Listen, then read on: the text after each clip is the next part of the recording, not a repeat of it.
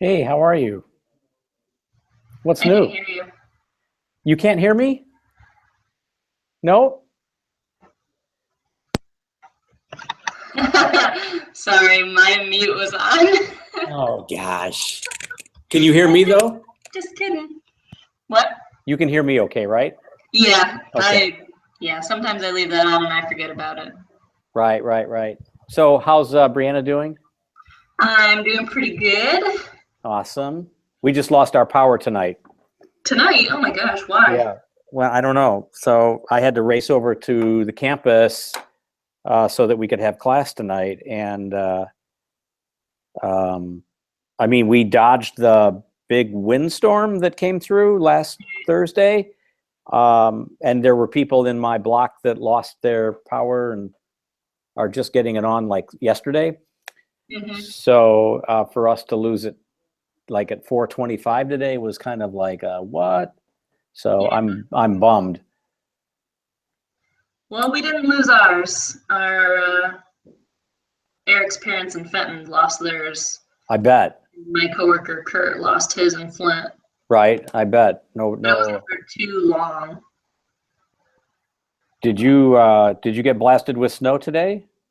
Yeah, I woke up and looked outside and I was like, holy crap. Yeah, it's like 4 inches, 3 inches, or 4 or 5 inches of stuff. So yeah, I got home and fired up the snowblower and got inside, and Tracy's like, "We don't have power," and I'm like, "Oh Right. crap, that's a problem because I need power to run my class." And of course, she's thinking bigger picture, like we need power to heat the house. And I'm like, "Yeah, but I've got class right now, so I gotta go."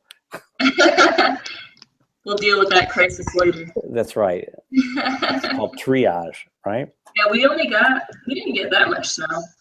Maybe, maybe 2 inches. I don't know. That's not too bad. Not enough to snow blow. Yeah, well, we did. So, well, maybe not. I probably could have shoveled it, but I like it to look nice. So that's good. So, did you work any more on your layouts? I saw the stuff you sent. Are you talking to me? Yep, I am talking to you. What do you mean layouts? Oh, didn't you send me something last week? Um, No, I guess you sent it to me when we had the session. I guess that's what I remember. Will we have a chance to go over that tonight? Will we have a chance to go over your stuff tonight? yeah, I'm going first. Okay. I'll have to look up the whatever I sent you because I don't You remember. know, let me ask Brandy. Hey, Brandy, can you hear us? Yes. So, Brandy, this is not a personal question, but do you stay at work on Mondays so that you can be at the lecture and then get the first desk crit so that you can drive home? Right now I'm at my dad's, but sometimes I do stay at work. But yeah, I do that on Mondays, and usually pick the first slot for that reason. Yeah, because you said something that I guess I didn't quite understand about using the data when we had a conversation last weekend. So I have I got satellite internet at home, and I have a certain amount of data every month. I think it's like 15 gigs. And if I do like video conference, it just uses up my data so quickly. And then I'm out of data for like the rest of the month. But so it drops down to a throttle, like a lower speed. So I still have internet, but it's just like really like worse than dial up. Yeah, like 1996 internet. Yes. Which you're too young to know what that is. But so, okay, so you're okay running the class from tonight and not being first because you're not at the office. Well, I'm at my dad's, so I'm not at home, but yes, that's why sometimes I just like to pick the first slot, so I can make it home by a decent time, Yeah, because it's still a half an hour drive yeah, from here. because you guys are getting a snow event there now too, aren't you? It hasn't arrived here yet, but Oh, we are supposed to get snow all right. tonight. So we're okay. So will I see you tonight then? Yes. Okay. I'm just sort of plugging in. I know we're started. I'm only seeing, oh, there's Drew. Hi, Drew. There's Heather. Hi, Heather. It's funny because I'm looking at, hi, Tim, and hi, Adam. So I'm looking at everyone's like still pictures at the bottom of the screen, like you all haven't checked in yet. But I can see you when I click on your picture. So I am hoping to give a talk tonight, but I don't know that I'm prepared. Yes, I am. Okay. So let me get back to the class. So we're gonna have to get started because I'm at Lawrence Tech. I don't know how much time I have in this space before I get booted. So that's the getting booted is going to cause an issue for one thing in terms of our time and all of that. I think Anirban has this room, but actually I just saw him walk out of the building and said hello to him. And he was all bundled up and he looked like he was fixing to go home. So I'm not really clear. I'm in this room maybe illegally because someone gave me the code number.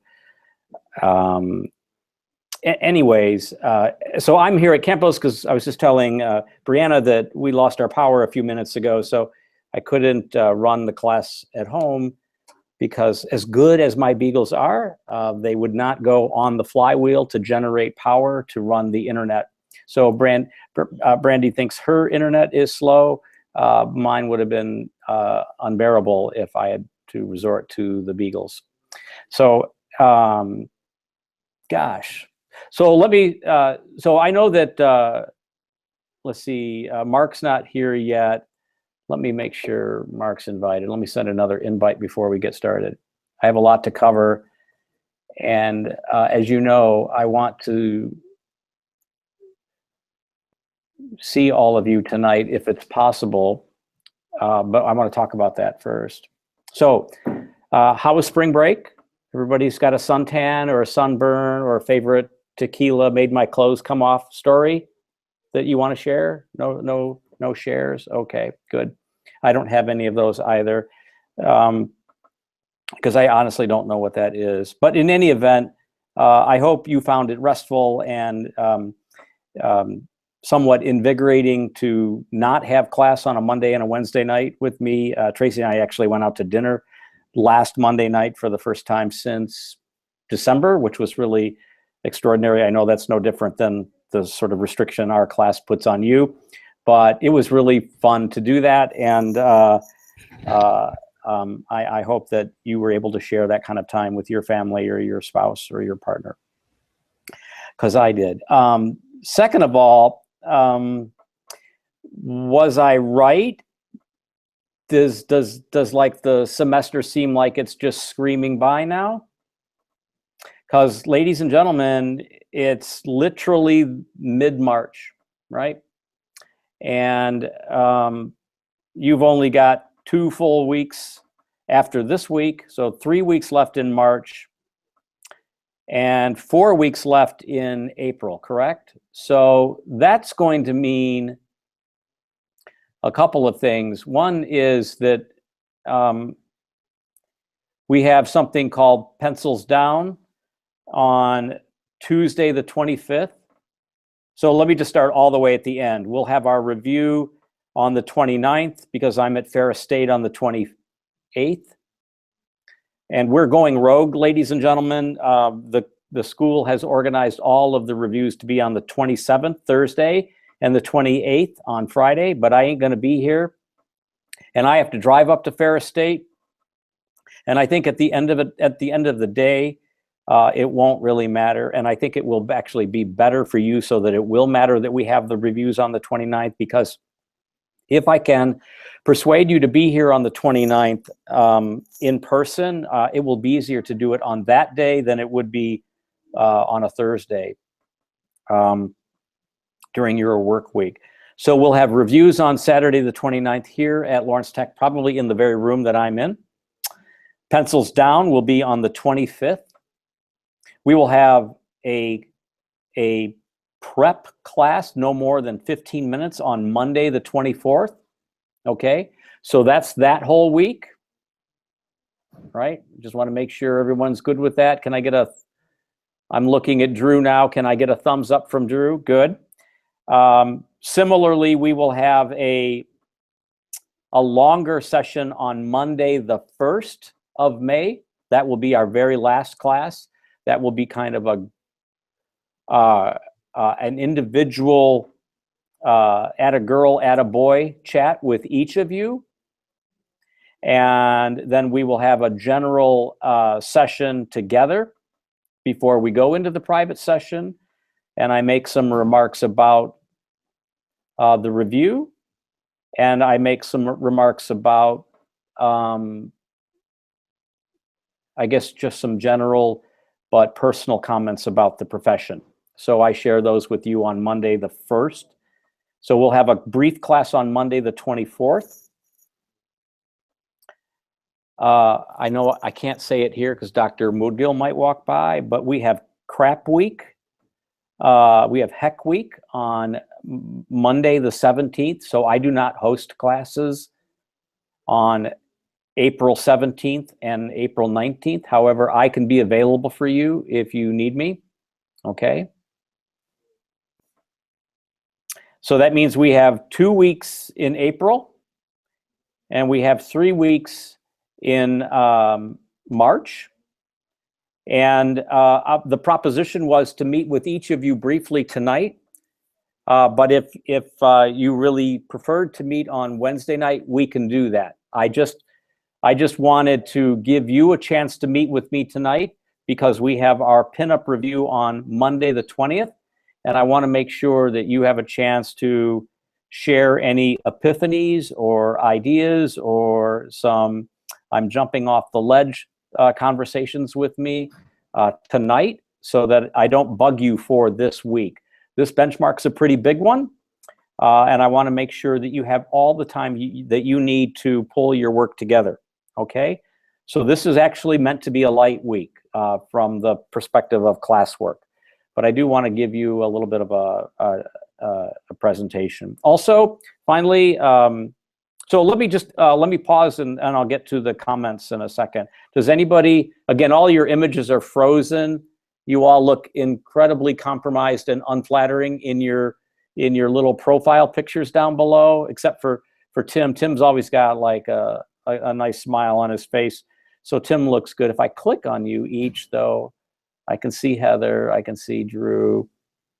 Okay, I can see Brandy and I can see Brianna and I can see Adam. So Mark, yep, and I see Mark now. Okay, so are there any questions about that schedule as we move into what is clearly overdrive? If you don't feel the overdrive gear right now, it's going to kick in.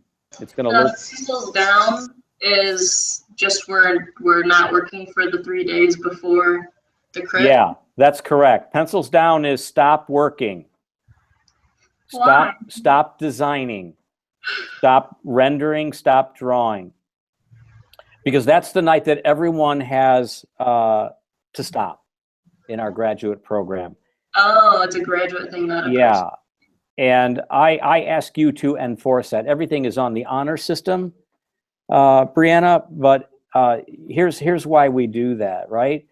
If April 25th is the pencils down, it only gives the kids that present on Thursday and Friday, right, 1 or 2 days to A, get sleep, B, script their presentation, 3, adjust their slide deck, moving things up and down in the pres, and, practicing and then getting here. Okay. You have, because you're with me, have the unique time slot of Saturday. I always get the Saturday slot because I kind of stamp my feet and blow a gasket. And they've just gotten used to that here. So you actually get more time off to get those things together. And I can meet with you on April 26th, but generally that's not the case. And if you do, it's just kind of a, hey, I want you to see this rendering before I hit render, and I just want to make sure that you like the light hitting the building. You know, is this okay, or should I change the order of the slide deck? So it's just kind of like a quick conversation that you'd have with your project architect or your project manager before you sort of bundle it up. Okay. Okay. But it is kind of a group-wide, school-wide date that I don't want to say enforce, but that I observe on the calendar and I talk about during the session so that you target yourself for that. Because I really do want you to sort of just stop, so that you can start to think about what you're saying and what you're wearing and what kinds of notes you want to make and all of those things, and maybe even get back to work for a couple of days so that you can come in on Saturday. Here's the punchline, so that you're refreshed. Okay? Now, Brianna and Tim, you've gotten get out of jail cards because you all had lunch with me, but it would be better if you guys were down here for that. And if you wanted to carpool, that would be better for you. You're only an hour and 10 minutes away, so that's not a big ask to have you come in for that. But you're not required to. No one's required to, but because you took the extra effort to meet with me earlier, you're kind of given some freedom for the end of the month. But, and I'm also talking to you, Miss Brandy, but I do want to suggest that your presentations are better if you can be here. And Brandy has the biggest sort of commitment to do that. It would probably be an overnighter for you to do your trip, Brandy. So just think about that. I plan to come. Good for you. Thank you. Yep. I know that the weather today makes promising something like that harder to do, but usually the weather in Ohio and Michigan at that time of year is better. Usually the DAFs are out, but I'm not necessarily golfing every weekend in April. So it's hit or miss. Questions about the presentation if we come down? Yes. Is that still done via quote unquote a PowerPoint, or is that expected to be everything printed out? Yeah, I would not do a PowerPoint. I would do a PDF. Well, yeah, exactly. Yeah, but it is online. It has to be online. We have to stream it just like this class. That's a requirement of the e-learning team, Lynn Miller, with Tisha, my contract. But again, like with Brandy, who has the big, or with Drew, who has the big drive, right? Drew probably has the bigger drive. I don't know why I'm singling her out. But like, because it's online, because that's what you paid for, right? I can't and won't require you to be here. I'm just trying to coax you to do that. Because it's a better experience for you. And that's coming from me having done this every semester since 2010.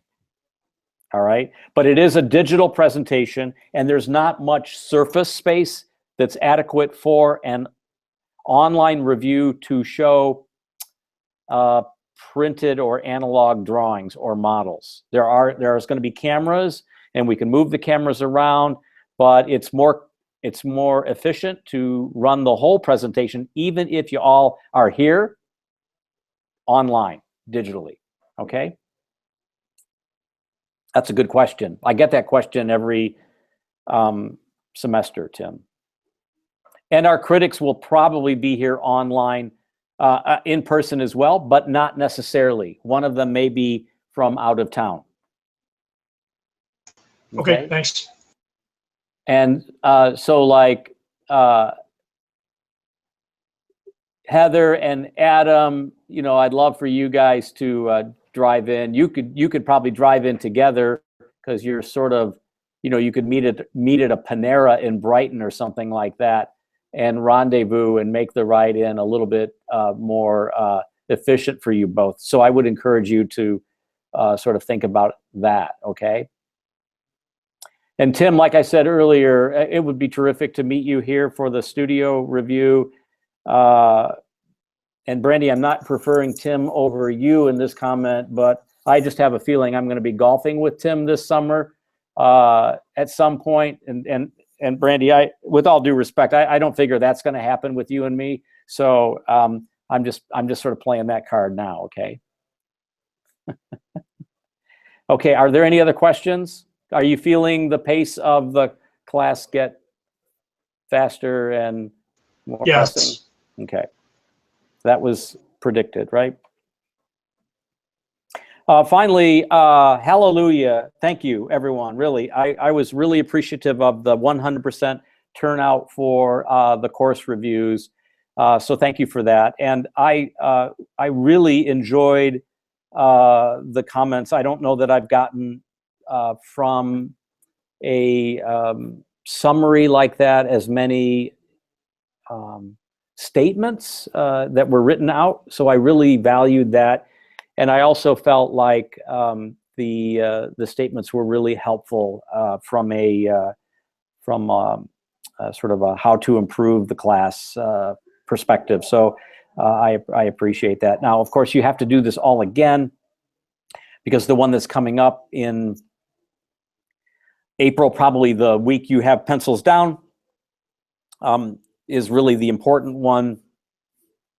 So I'm going to have to remind you about that then. Are there any other questions from you guys? I'm just going to sort of filter through. Adam, if you're okay, give me the thumbs up. Okay. Brandy, thumbs up if you're okay. Okay. Brianna, thumbs up. Okay. Drew, you're good. Okay. Heather, are you okay? Good. Thanks. Mark, are you okay? All right. And then Tim? Excellent. So let me screen share. This conversation is top secret. I'm not supposed to talk about this project, but that's okay. Because what are they going to do? Fire me? Can I get an audio if you can see this? Yep. Okay, Yep. good. So Shop Architects is out of New York City. They are an important firm. They have a lovely monograph. Their work is really kind of provocative, and we are collaborating with them in a project for obviously Rock Ventures in Detroit. And this project is on the J.L. Hudson site, which is 1208 Woodward Avenue. And we've had this project in our office ever since I've been there, even before I got there. And that's because, and you can see the date of this, that's because the Bedrock team has continued to evolve the building as a programmatic element. This is actually the third scheme. There is a current fourth scheme that is now out that I do not have a copy of, and even if I did, I would not be able to show it with you. So, but I wanted to share this with you because I feel like this is kind of a nifty presentation from a graphics perspective. So, so when you look at these drawings, I want you to say, "Oh, I could do plates just like this." So, look, for instance, at the graphics in terms of like simple statements. Remember the Bjarke-Ingels presentation where simple images repeated often or that said things in emphatic ways like the words community and destination, icon and adventure are said emphatically here on this plate are a simple way to get your points across. And in a plate like this, you wouldn't even need to read what's being said here, right? You could just say that the project aspirations for our project include these four themes, which we feel are really important. And you give people enough time to read them all, and then you scroll on to the next image, right? So just another, because I changed my screen here, I want to just another audio that you have the rendering at 1208 South or Woodward Avenue? Yeah. Okay, Yes. good. So, so the J.L. Hudson site is being sold to the Bedrock team, and the proposal is to do a high density development on it that energizes the former and vacant J.L. Hudson site with this new sort of tower and podium combination. The tower today has changed an awful lot. The tower is actually on the right-hand side, closer to the CompuWare / Bedrock headquarters. The tower today is more of a needle or a baseball bat on this rectangular plinth, but you can see how they approached it then. But I also want you to note that the rendering is literally the first horse right out of the gate. I mean, this is plate 3. 1, 2, 3. So just strategically, right, as an architect, right, they are opening their kimono right now so that you see all the goods that they're about to show you, and so you know exactly what is happening architecturally, what is happening urbanistically. You are knowing things materialistically, and in terms of all sorts of other subtle messages like fenestration, porosity, detail, material, and energy, and those sorts of things. So right out of the gate, they reveal a lot about the architecture. And in 2014, they said that we revisited the design, and that they did that because they got comments back from the Bedrock team that said, you know, you really need to do these 5 things, right? And notice how they use the same graphics: connection to the street, public activity, those sorts of things. So they said that the scheme that we had was weak in these areas, and the scheme we're about to show you, right, is trying to address the weaknesses. So you've already seen, right? You've already seen the architecture. So looking at these kind of diagrams, these simple color-coded diagrams with no nomenclature, with no language, no annotation, you get a sense of something really wonderful happening. You see the tower, right? You see the podium, you see the base, right? And you know that the colors are codifying program and activity. And I love this sort of counterclockwise arrow, which you'll learn later has to do with a phrase that they named for the project called the mixing bowl. And you notice how everything is stacked on a retail floor here, but in the diagram, so that was the diagram update from before, and this is another version of that update showing how another floor, a factory floor, a maker floor, was introduced into the podium to, in effect, raise the height of the podium, and so that's impacting the language of the architecture. Also, clearly in this diagram update, the mixing bowl has become this multi-story atria type space that you can see here, and an additional entry has been indicated to the south. Mixing chamber. I stand corrected. I haven't given this lecture in a year, so I forget the language often. But I love how the graphics of the mixing chamber are real simple and colorful, and talk about variation and movement and volume.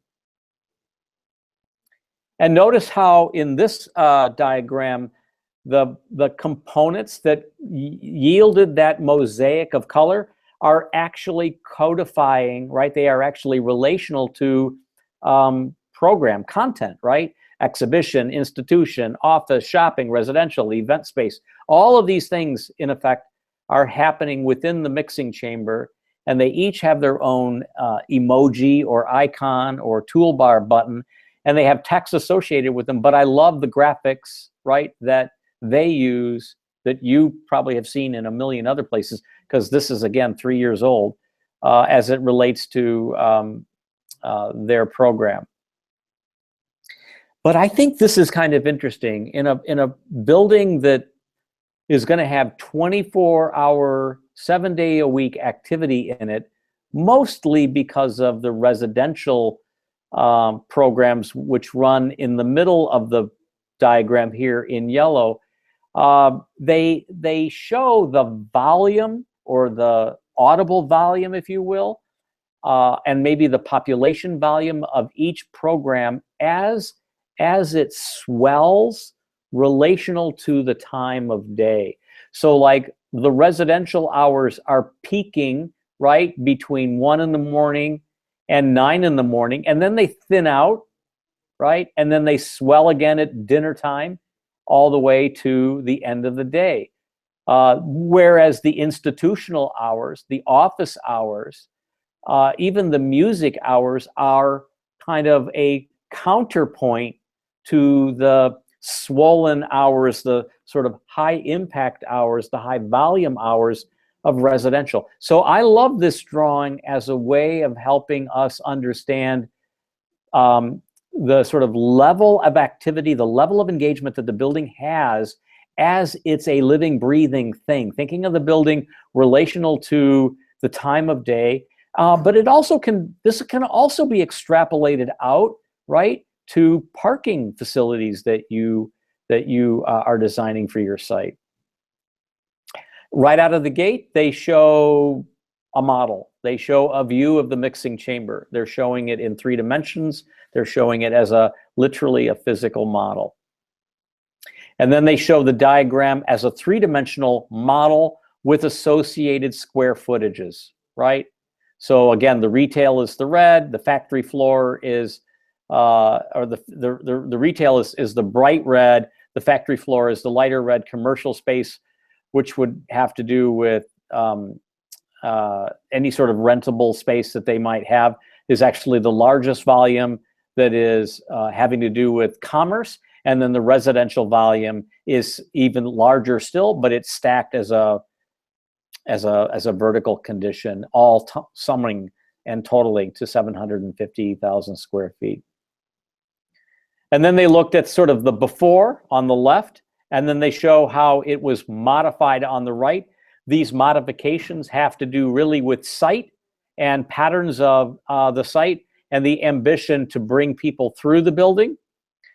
In these 2 principal east-west threads, the larger arrow, the more significant arrow, they create the larger cut, and then these sort of secondary cuts running through the building from the street in diagonals that intersect at certain moments within the building, here, here, here, and here. And then internal circulation, which creates, again, interior atria space. And then the floor plan relates back to the model, right? It relates back to this diagram. Color-coded, showing people, and then showing how those interior conditions where the street can engage the building, how those have their own names: the mixing chamber, the arcade, the market street, the music street. Again, all tying back into the programs that you saw in the mixing chamber. The factory floor, the maker floor, is above the retail floor, and it has its own color. And then the exhibition space and the cafe space is part of that, and this is a way for them to organize that whole floor. And then here's a model of that. This model, by the way, is about 6 feet tall. This podium is about 3 feet tall. It's pretty impressive. They had to drive the model to Detroit to deliver it and set it up, which was kind of comical. But in any event, that's how they got it here. And another set of diagrams. I love how everyone here, particularly here at Lawrence, indicates like the sun path and wind path of a site relative to their building. But here they show what that means in terms of modifying or improving form, not just, you know, the commercial floor, but modifying it so that sun actually can get into these interior spaces well south of or north of the south facade, which I think is interesting. And again, the update of that plan showing the program being deployed. I don't expect that your plans are as detailed in this regard. Your plans have different kinds of detail, but remember, this is a very large building. This is 750,000 square feet. And then case study showing how that mixing bowl idea actually has occurred before. So remember how we've talked, probably too much to your frustration and apathy, about case studies. Well, I'm not the only one that does this or talks about it. This is a high performing firm. This is a firm that has their own monograph on Amazon. This is a firm that you should be taking note of, for example. This is a firm that you all ought to be working in, quite honestly. So they show you what a case study in Australia has done for them in terms of energizing their mixing bowl by leveraging a bank building in Sydney.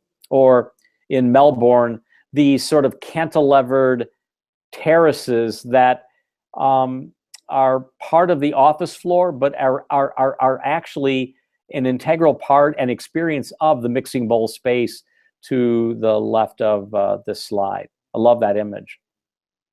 A plan view showing the commercial and office space, showing how these spaces are transparent within the atrium space, and how these little saddlebags, if you will, are glommed onto the volume, and then they project out into the space, giving you that sense that they are relating back to the case study.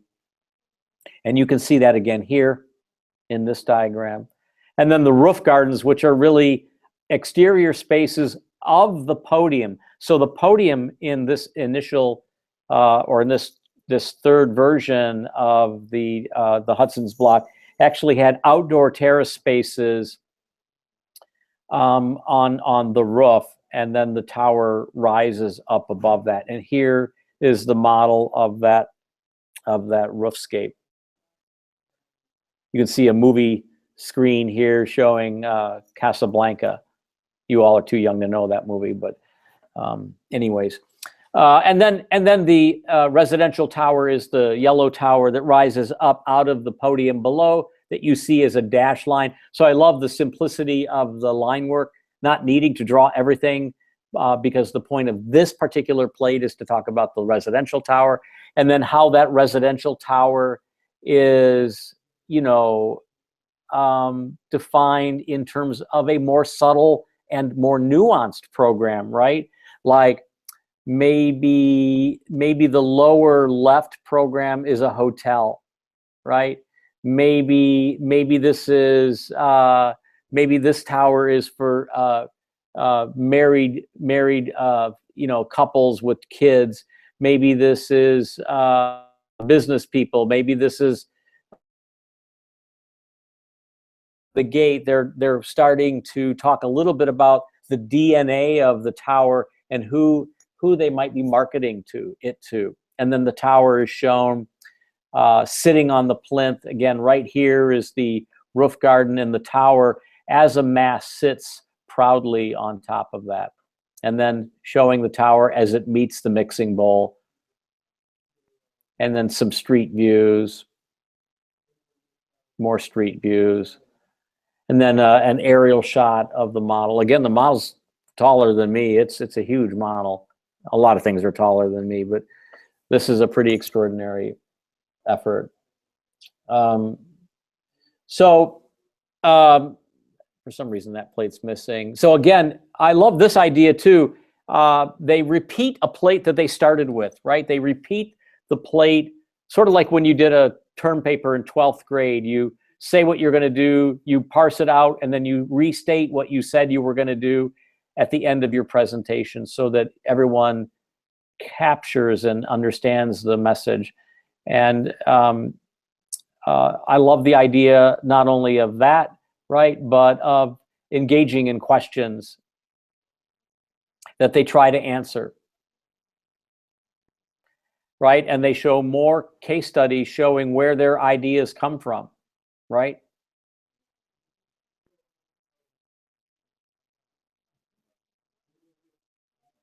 to give credibility to the whole idea.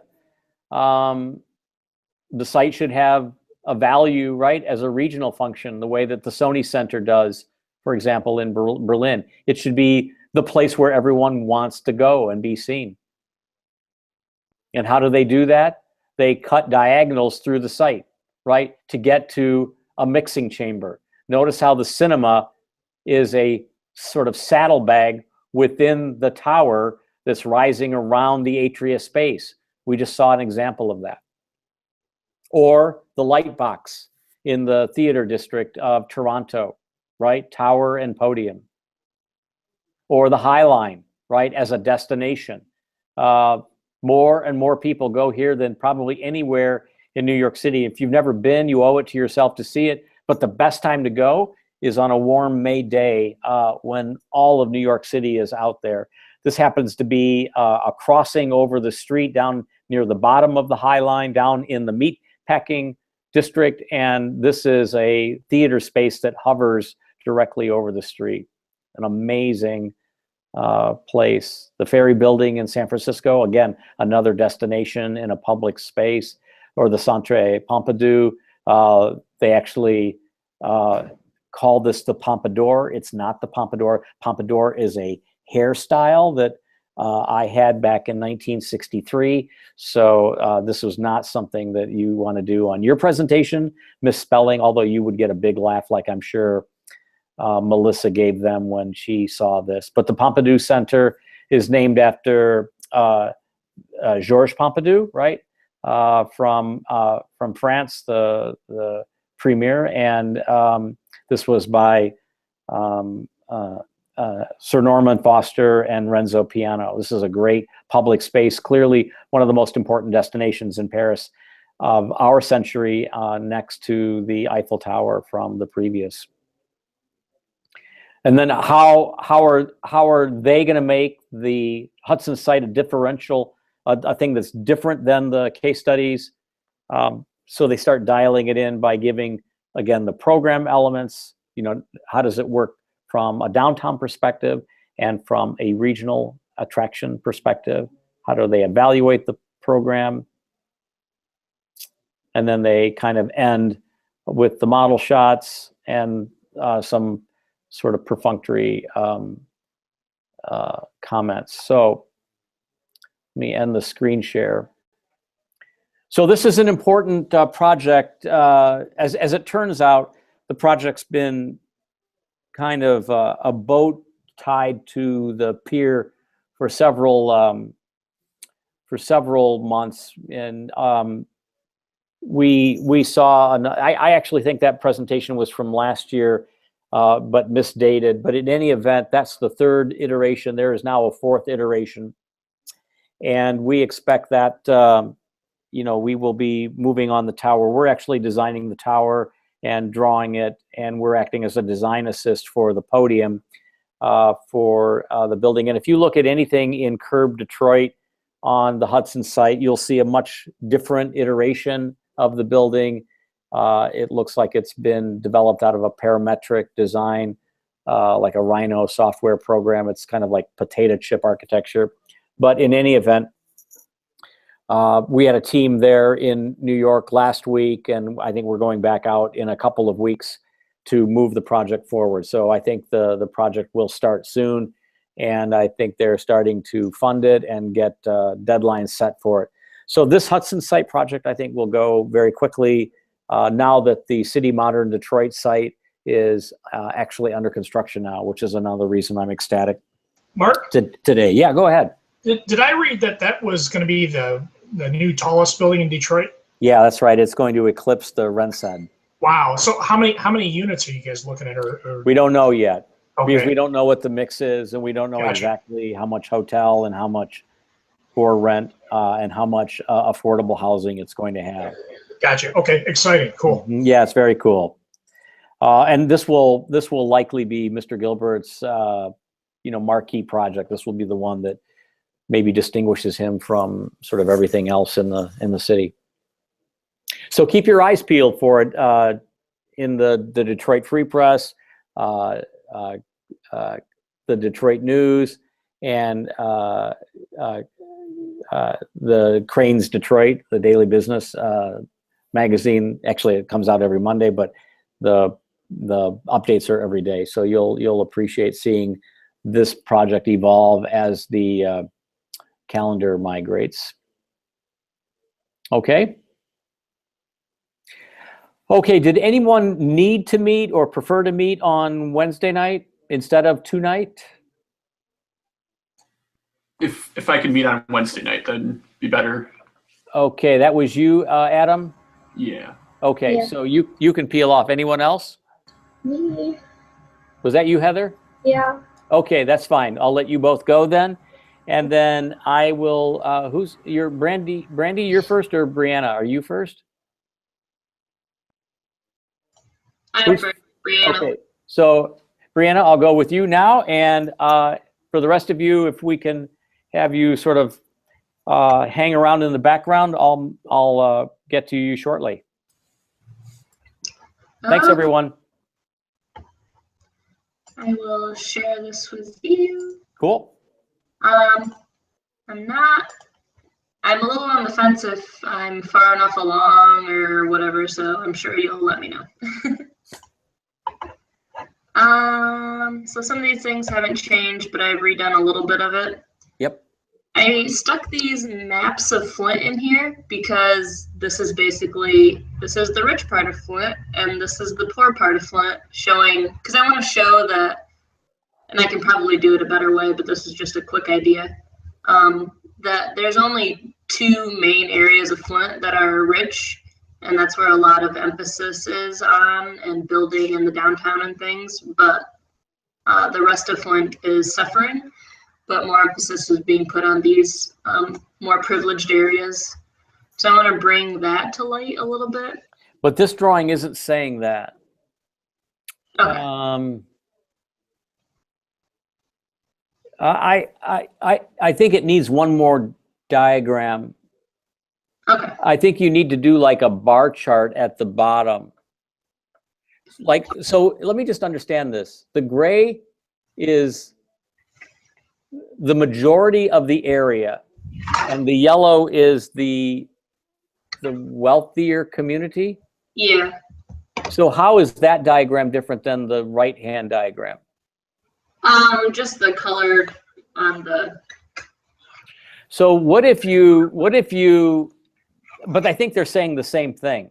Yeah, that's true. So I like the color diagram. So keep that, because the subject of that one is the more sort of economically challenged community. But what if Brianna, what if the diagram on the left kind of had like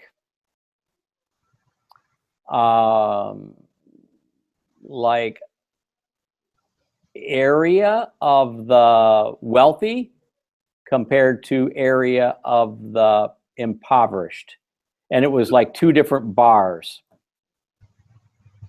Yeah, that would definitely make a statement. Yeah, you know what I'm saying? Instead of just visually also put. Well, it's a visual thing. I'm suggesting a visual tool here, but like, you know, the number of people, and it could be population. So I mean, you could do a bar chart of population. You could do a bar chart of area. You could do a bar chart of income. You could do all three, right? I mean, I think it's important that you utilize the tools to hammer home that Flint is not. It's a struggling community. We kind of know that now, but this is an opportunity for you to help dial in what that difference between the haves and have-nots mean. Yeah. Just in terms of number. Yeah, I'll do that on like the following slide or something. Do a little bit more.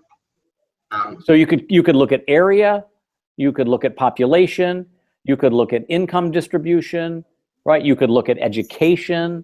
Whatever the metric or the prism that you're going to look at Flint through, I think it's more than just the physical footprint. Right. Yeah. It's more meaningful, because that doesn't mean anything to me.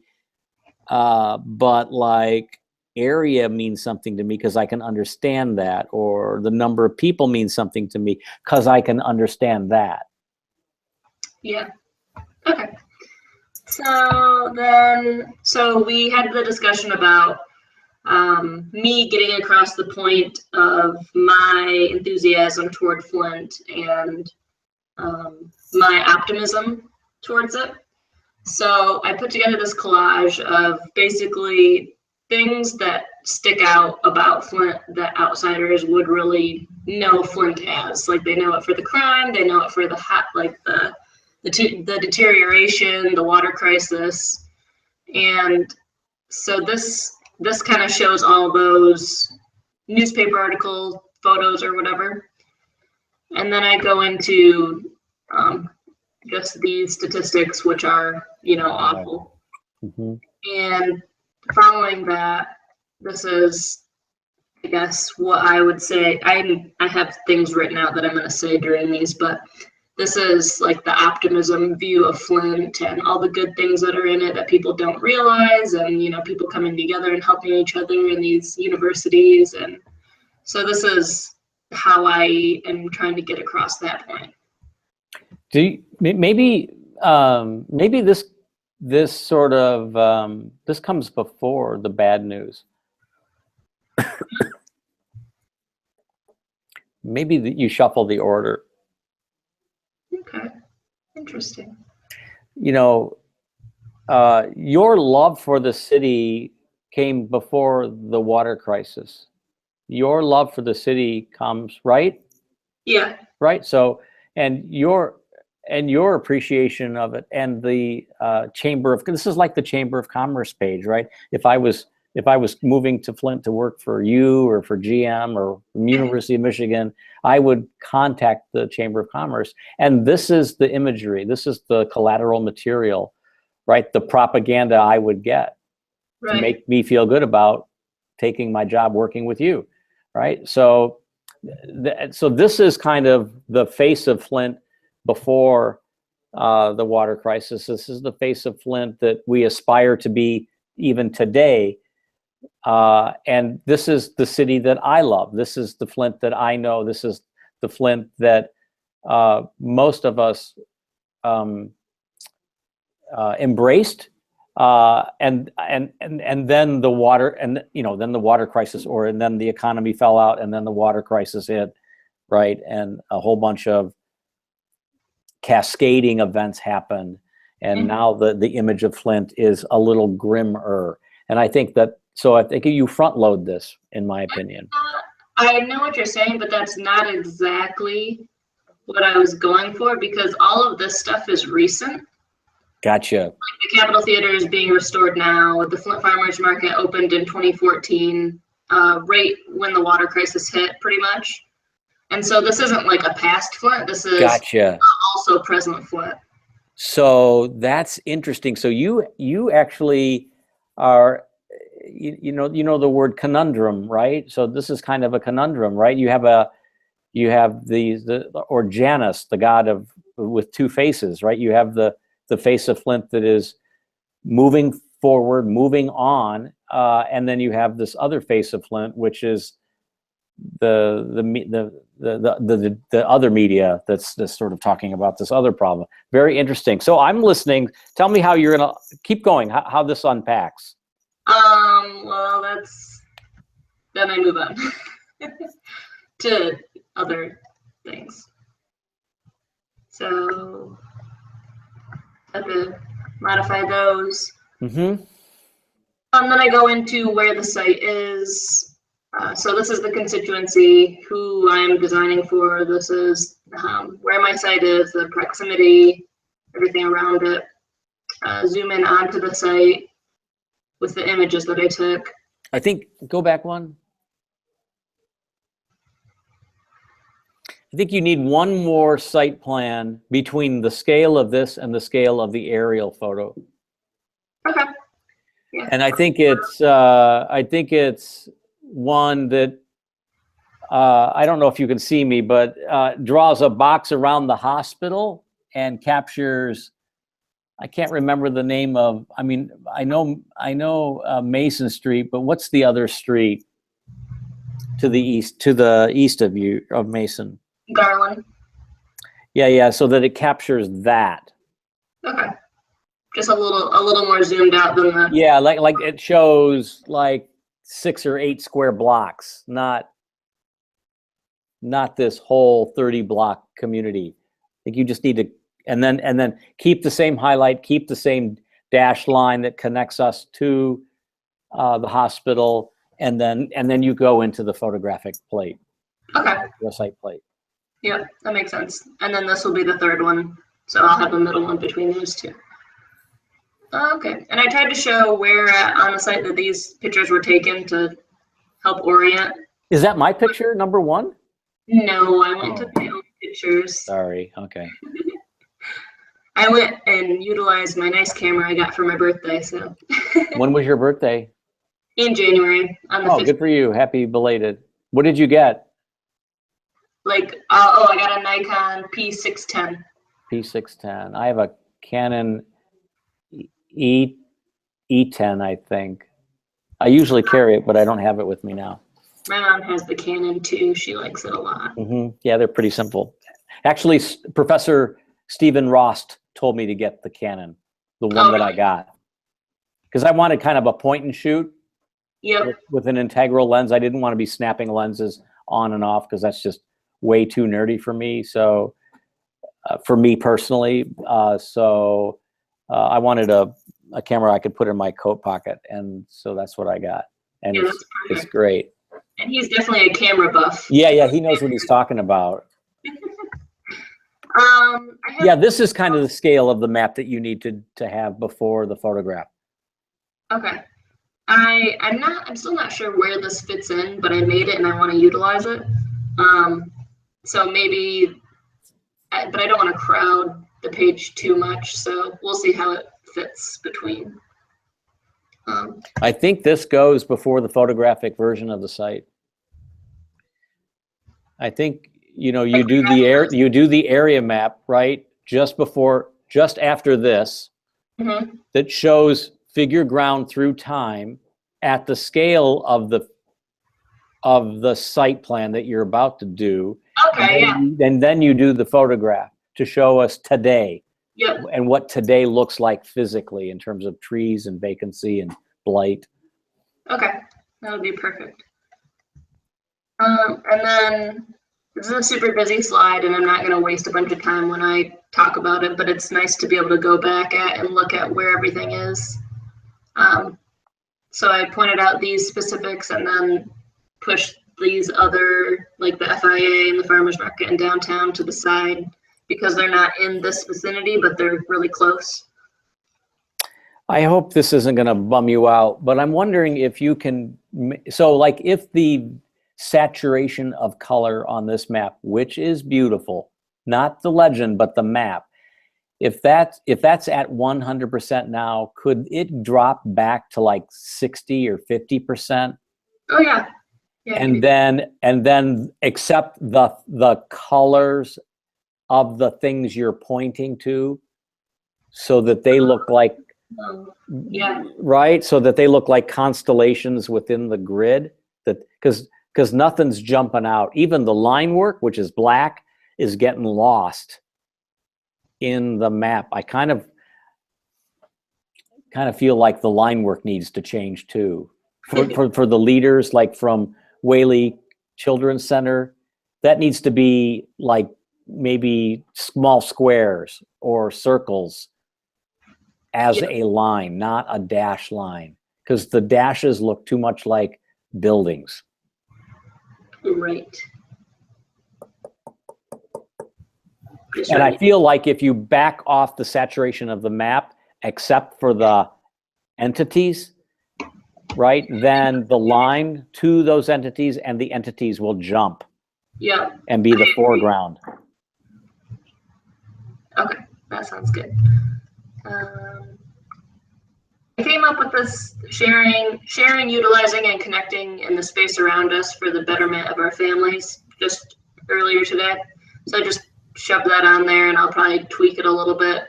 But I I do want to create this is just the sketch diagram of, how this community helps a person or a family. Great idea. Kind of like a loop, like an economic model or a social economic model. Is that what you're trying to create here?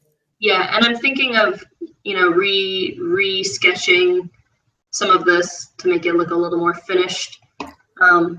Yeah, I agree that you should, but there's something kind of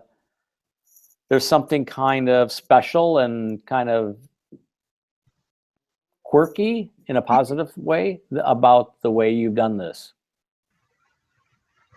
Have you ever looked at the cartoons of Grant Snyder? Not that I can think of. Why don't you close this for a second and look it up real quick, and screen share it. So this is a cartoonist that I look at every week at least. I think it's SNI, Incidental Comics. It's the second one there. Oh. There it is. Okay. So I look at him all the time. So let's scroll down. So this is a blog. So he does cartoons that tell a story, and they're usually about the process of creatives. Keep going down. I want to find one that's, because he does like writers and painters. Oh, good. This is good. Cycles of Love.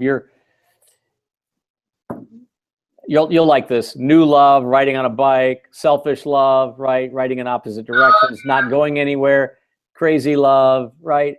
There's simple diagrams, but like with simple graphics, changing the background colors and alternating them provides some rhythm and cadence to the narrative, the structure of it.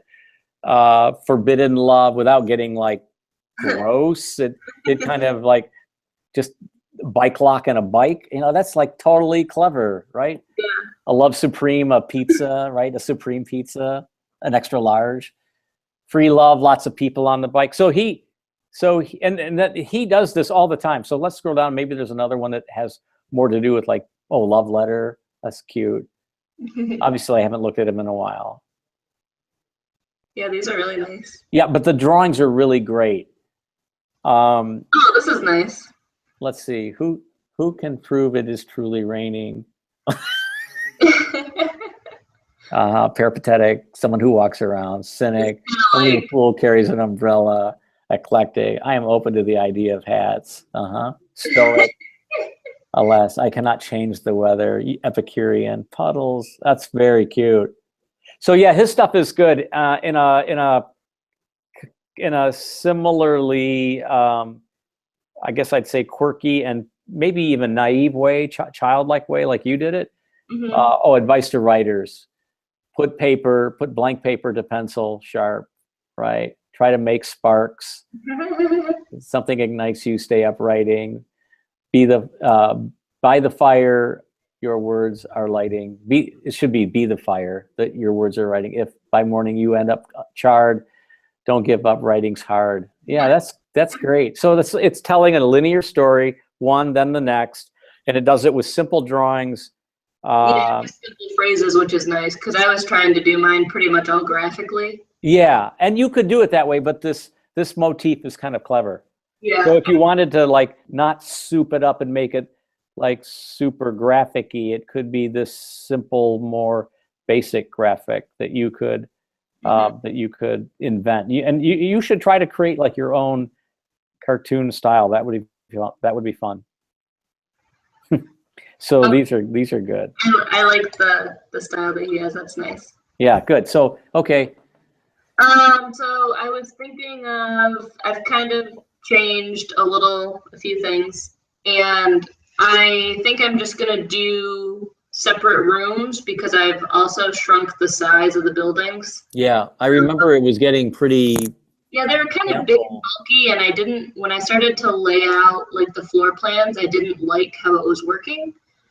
So I actually made 4 buildings on the site instead of just the 2, and I'll show you that. But I was trying to think of how I can give a family a place to, you know, just be a family rather than be in a shared house with all these people.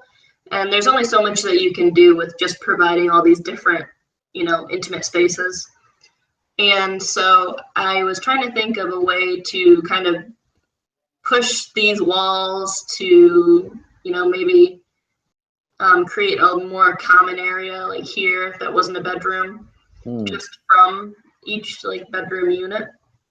So I was thinking of like maybe pivoting walls, and then I came to the conclusion of sliding walls, and then also including an extra room for each family.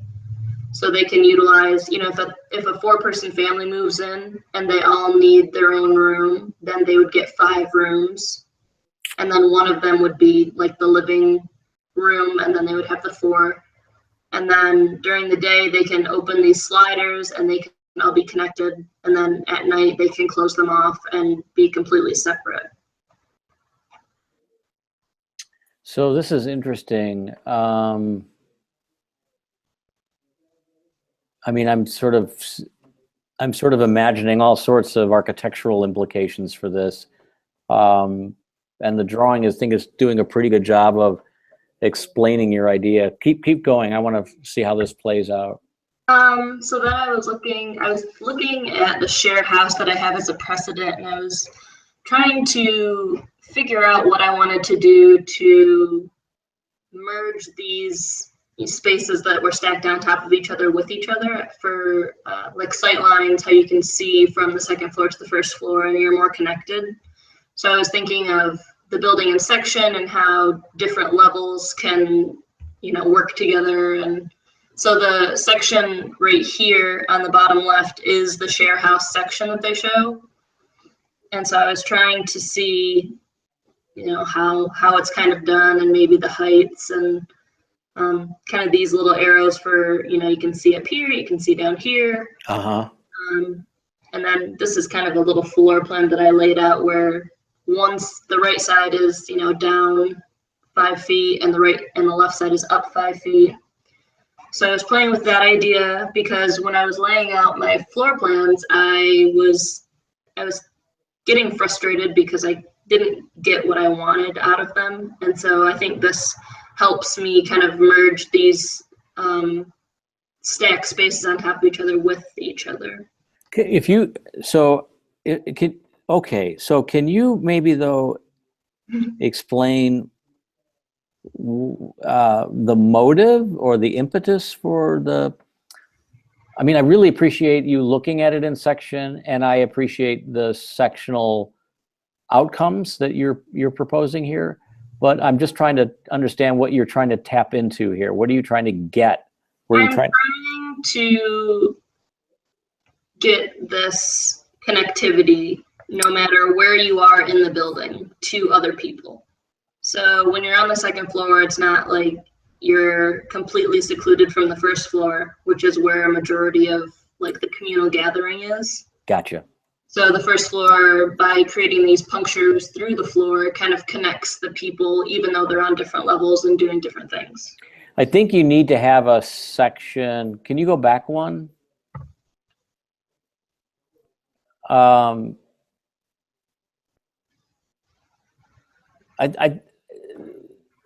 think you have to have a plate before this that shows, like in the upper left, start with that, right? And so you have you show in this new diagram a rectangle, or you show 2 squares separated, right? Like in a Grant Snyder cartoon. And then you mold them together so that they're more or less joined at the hip, right? With a common wall. And then you erase, then the next diagram shows that wall erased and replaced with a wall with a pivot in it.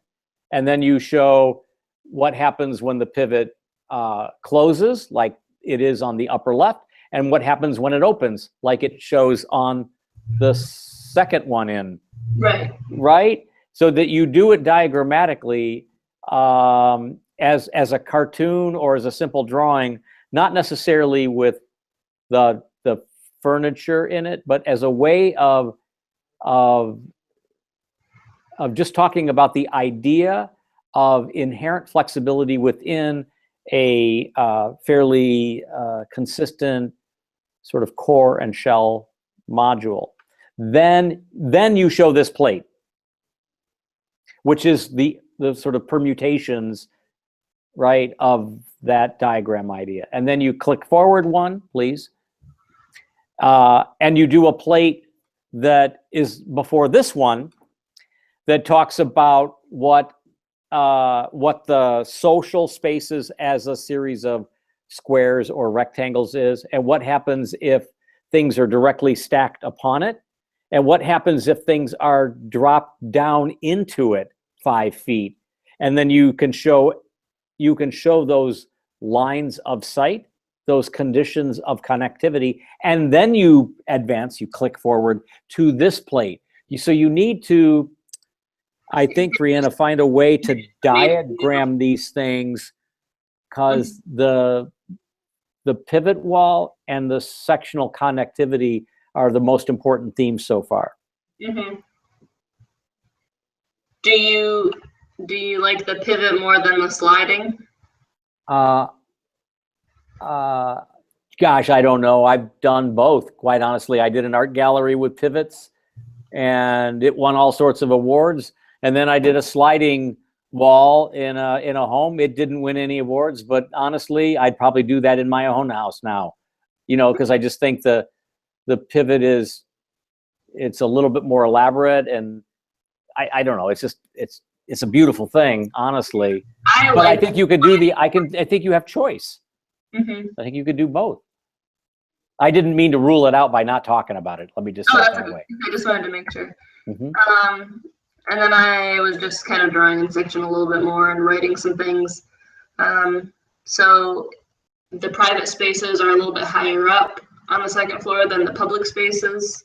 So you have these buildings around, these rooms around this dropped public space. And this is kind of what it looks like in section. And then, the drawing below.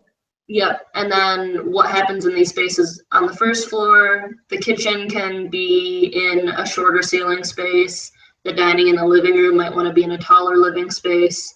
So kind of putting the program where the height makes more sense after I change the height. Yep. And thinking again about section as a virtue, not just as a byproduct. Yeah. And just things about the community center that I'll get to. So this is kind of the old plan that I was messing with. I was trying to use the grid to organize it better, and then I moved on from this, but I just wanted to show you that I didn't give up because of, I don't know, but I tried it, and I didn't like it. Mm-hmm. And so now I'm changing the building sizes, and this is one size of the building. So I was going with the bedrooms on the exterior wall, and then these little, coves, and then a connection with these holes between the first floor and the second floor. But these didn't utilize the sectional quality that I portrayed in my sketches. And so, is it because the holes in the floor are too small? Just because the second floor was flat in these ideas, and then I got oh, right. Yeah, these ones are just flat, and then I was like, okay, well, I need to do something different, so then I moved on from that. And then, so I left off with this last time that I kind of showed you, and then moved more toward a smaller unit and how those smaller units would fit on the site in the same kind of layout as the previous one that I liked. And then, the barn is staying. And so that's all in the same spot. So then I changed it into these 4 different sized buildings instead, which give me the same layout for the site as the other one, just separates the buildings more.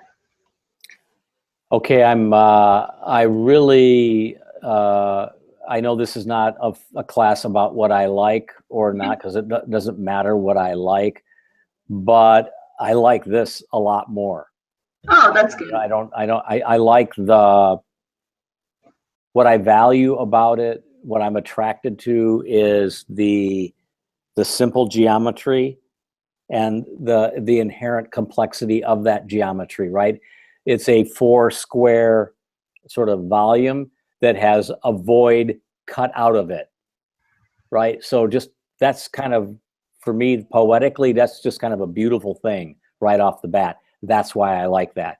But then the ability to stretch that cube into a rectangular volume, right? And then create a cloister out of it is urbanistically, I mean, it's just really interesting. So, I mean, what I value is the idea of working towards just a couple of simple themes here, Brianna, the pivot wall, the sliding wall, the sectional variety that you can accomplish, and then a simple volume that, if stretched, can achieve a simple sort of cloister community.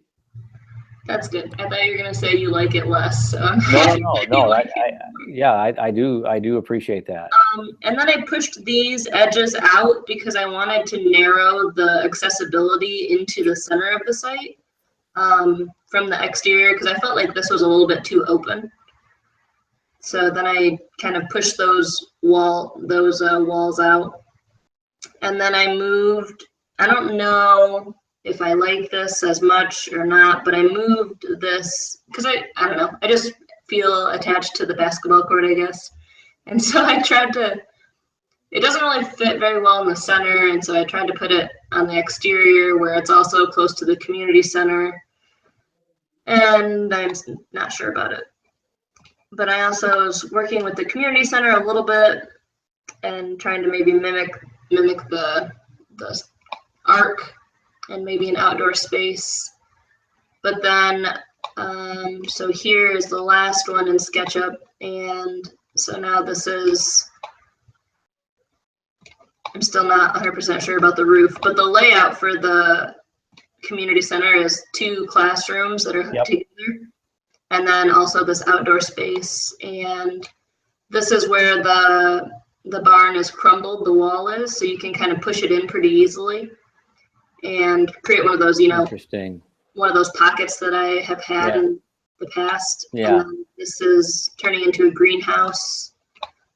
Just so I understand you, Brianna, the white volumes, not the corner building, but the other ones, are they still going to have the notch taken out of them like in the other iterations? It's just that it's not represented in this. It's not in here. I have some in Revit. Okay. But I want so this is here because it was easier to do. So okay. So let me have you back out of this for a second and go back 3 models. Remember where you had the gap and you felt too vulnerable? Oh yeah. Right. So I don't necessarily feel like, I don't feel that way. Okay. Here's what I do think, but that's not to invalidate what you're feeling. What I do think is that there are other ways that have an architectural sort of message that do pinch that gap that you don't have to, but you don't have to do it with architecture. You can do it with fencing. You can do it with fencing and shrubbery. You can do it with low walls that are architectural in material. You can do it with gates. Do you understand what I'm saying? Right. And you can raise that greenscape up 3 feet and create an edge along the sidewalk, right? So there are other ways that you can create difference and separation, or you use the word accessibility. I'm not sure I like that word. Porosity is maybe the word I would use, or connection or connectivity, but I don't know that you need to add more architecture. There's something about the squares, right, to see that glass condition in the building beyond from the street. Okay. I will. So that's my 2 cents. And then the flat roof building for the community center, I think, is the better way to approach the building. But I think the roof shouldn't necessarily, the roof should be translucent when it touches the purple building.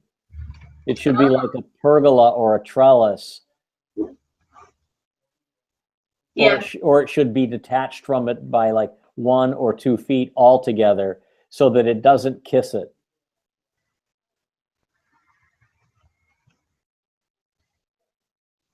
I think you should look at that. Okay, I will do that. And then I'm trying to hurry along a little bit.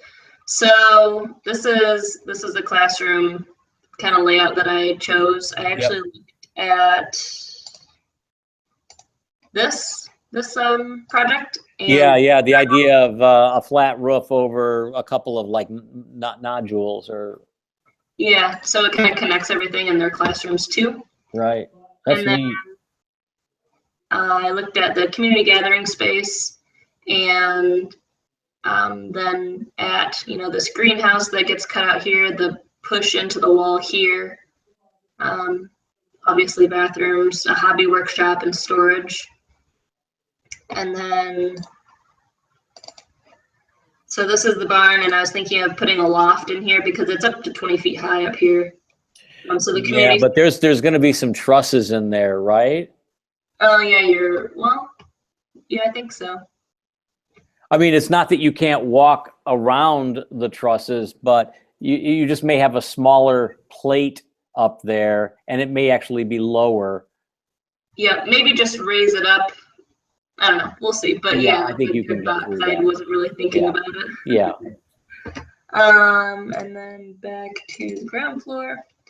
So then I have this layout going on. I'm showing. All right. So I have this arm that was extended out for now.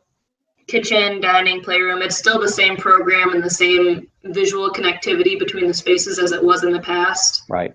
They're along the courtyard. And then I do have accessible rooms. I'll have accessible rooms in the bottom on the ground floor of each. And then just this. And then I have like level 1.5. Yeah. Which is, sorry, you can see everything. So this is its own floor that's down further than this one. I see. So this drops down, this shows down and onto the ground floor. So this is a punch out through the floor. And then this is also a punch out through the floor where the stairs go up. Yep. And then these are, like a little corridor that goes along the edge of all these rooms with little pockets. Peekaboos, yeah.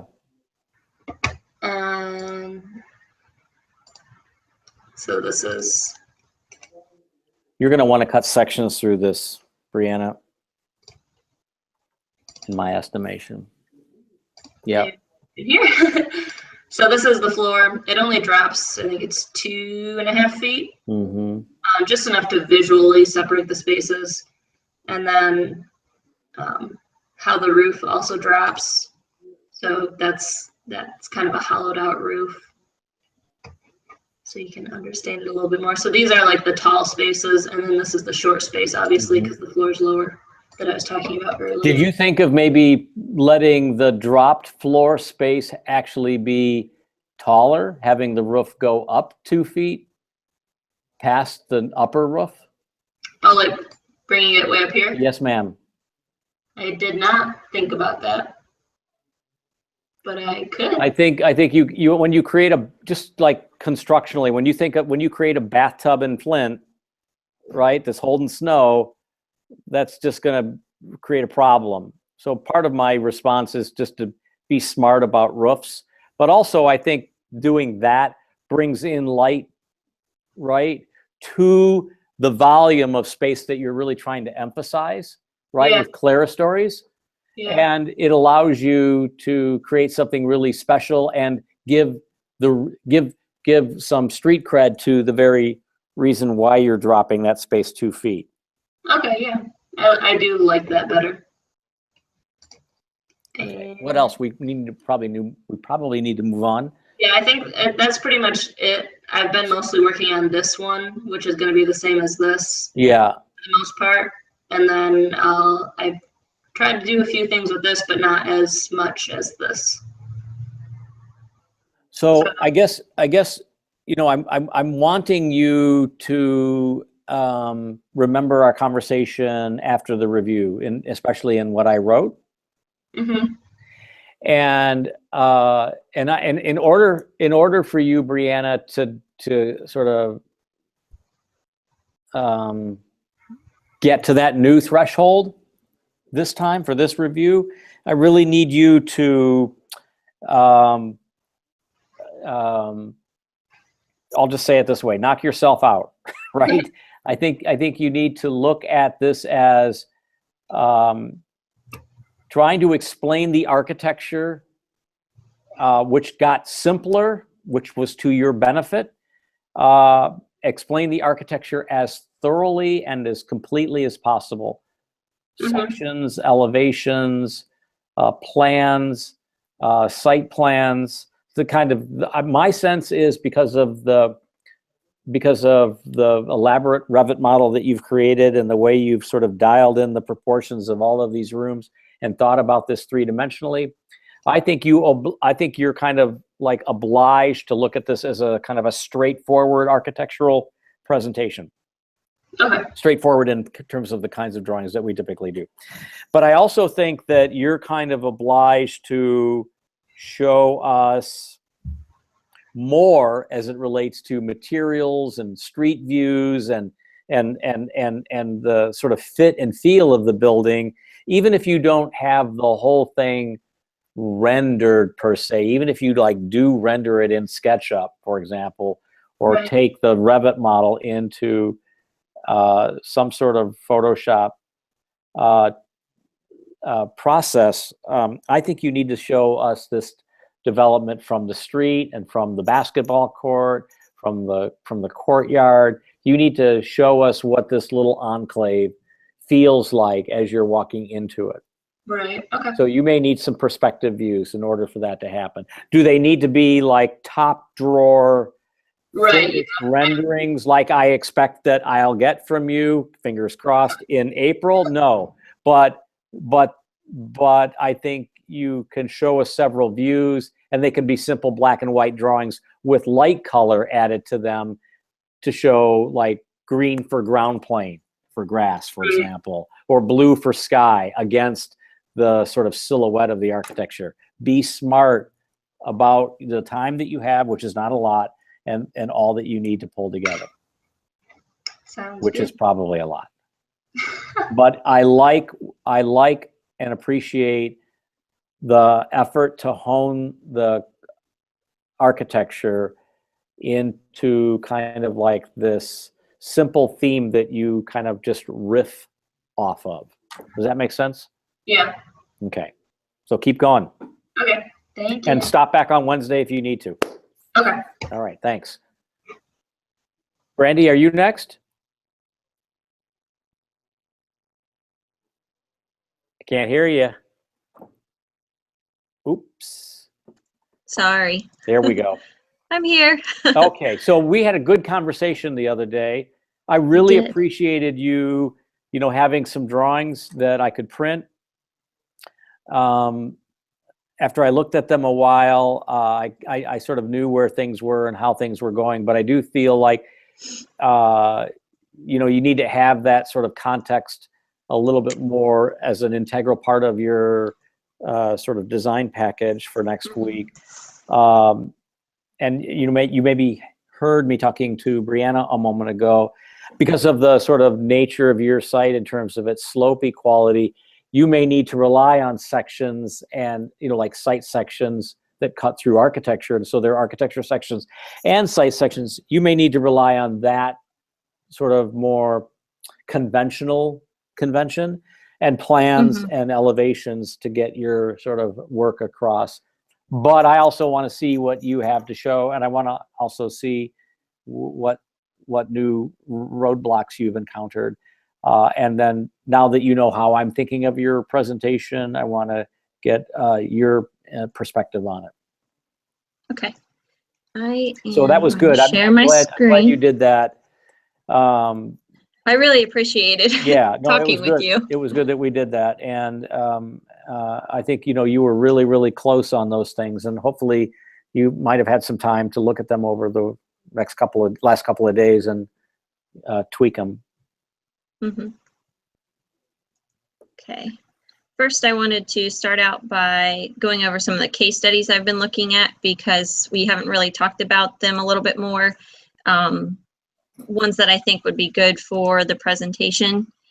Tim, actually, is my screen flashing for you? No, it's Okay. well, sort of. Yeah, it's not it's still the square screen. It needs to be that full screen. Is it full screen now? Yeah, but now okay, that's better. Okay. You need to remember to do that on Monday, okay? Okay. Well, I think it's just when I try to hold you up next to it so I can see you when I'm talking. If Oh I God, split you're the better, screen. You're better off not looking at me when you're talking. Okay, so Tim actually pointed this case study out to me. How do you pronounce this architect's name? Do they go by? So it is his name, Lorcan O'Herlihy Associates, LOHA. But So I call him Loha, but Okay. he says it's LOHA.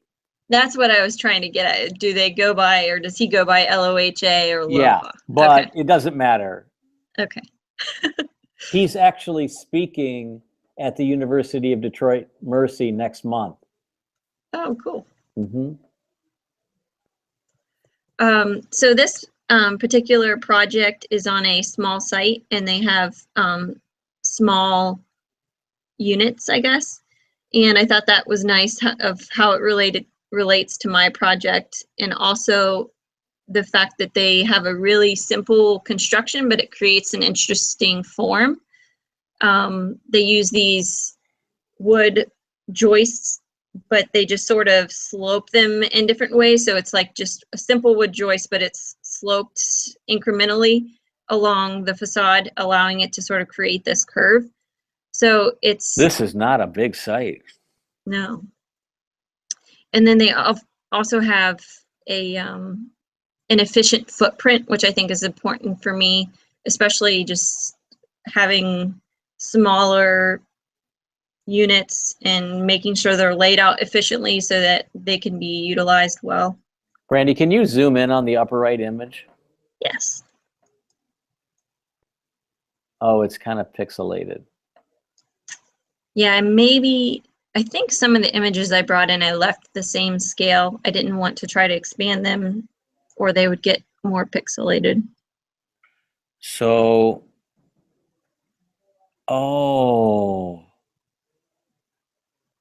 so it's actually like several volumes, each with their own sectional contour or profile on a wood base with a roof garden on top, and then a slot for clear view and a panel for translucent views. Okay, I don't know this project. Okay. And then another one. Slides of it? No, I guess not. No. So I'll look at that. Okay.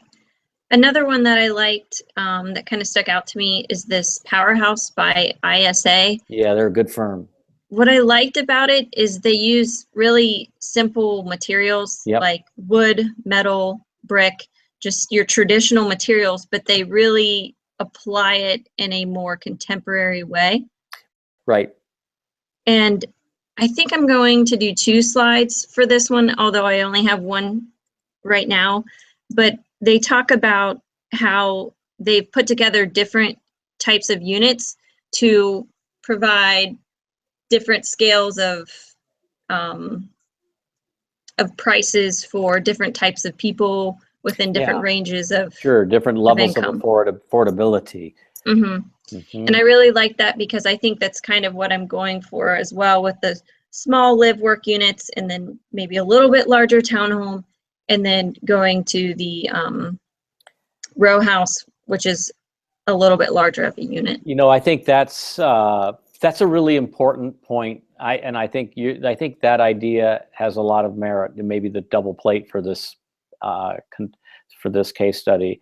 I think one of the things that's kind of like really clear about Brianna's project is that it's in Flint, and she's making the case for poor people and housing opportunities and live work kind of thing, right? You're in Dublin, you know, we've talked about this, right? You're in Dublin, and everybody's kind of like wealthy and white, and you know what I mean? And so you you're kind of like saying that, you know, we actually still need to be sensitive to this question of affordability.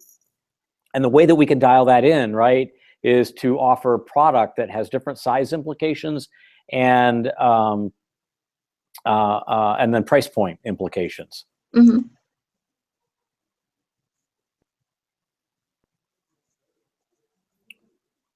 Okay, I'm just writing that down. And then, as we've talked, the missing middle competition. This looks like it should have been in Dublin, right? Yeah. I mean, it really like does. It would fit there.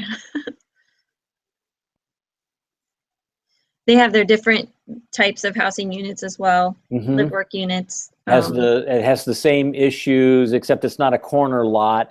But it's a very small lot. It's a presumed flat lot, so it's not quite the same as yours. But I think you know, we would expect anybody working in Dublin. I think Dublin would expect anybody working in Dublin to deploy architecture that has this vernacular. And then another one I looked at, this building was actually renovated, but they kept the existing footprint with the extent, I think, of one facade. They extended it out. But what I liked about this one was they kind of marketed the idea of using simple wood frame construction, although a lot of it is glass. Yeah, so. it almost looks like metal. Yeah. But that's okay. But I think I like the idea of how it relates to my project with the site being sloped and having different levels coming into the building. Sort of this is a garage, so it's sort of the row house typology as well. Look how the street is sloping from high to low, which is left to right, and then the driveway slopes down from there. Wow, that's very interesting. That's your townhouse facade. Yeah. This must be in Italy. I think it was in Italy, yes. Or is, I should say. Can you zoom in on the other three pictures so I can just see them?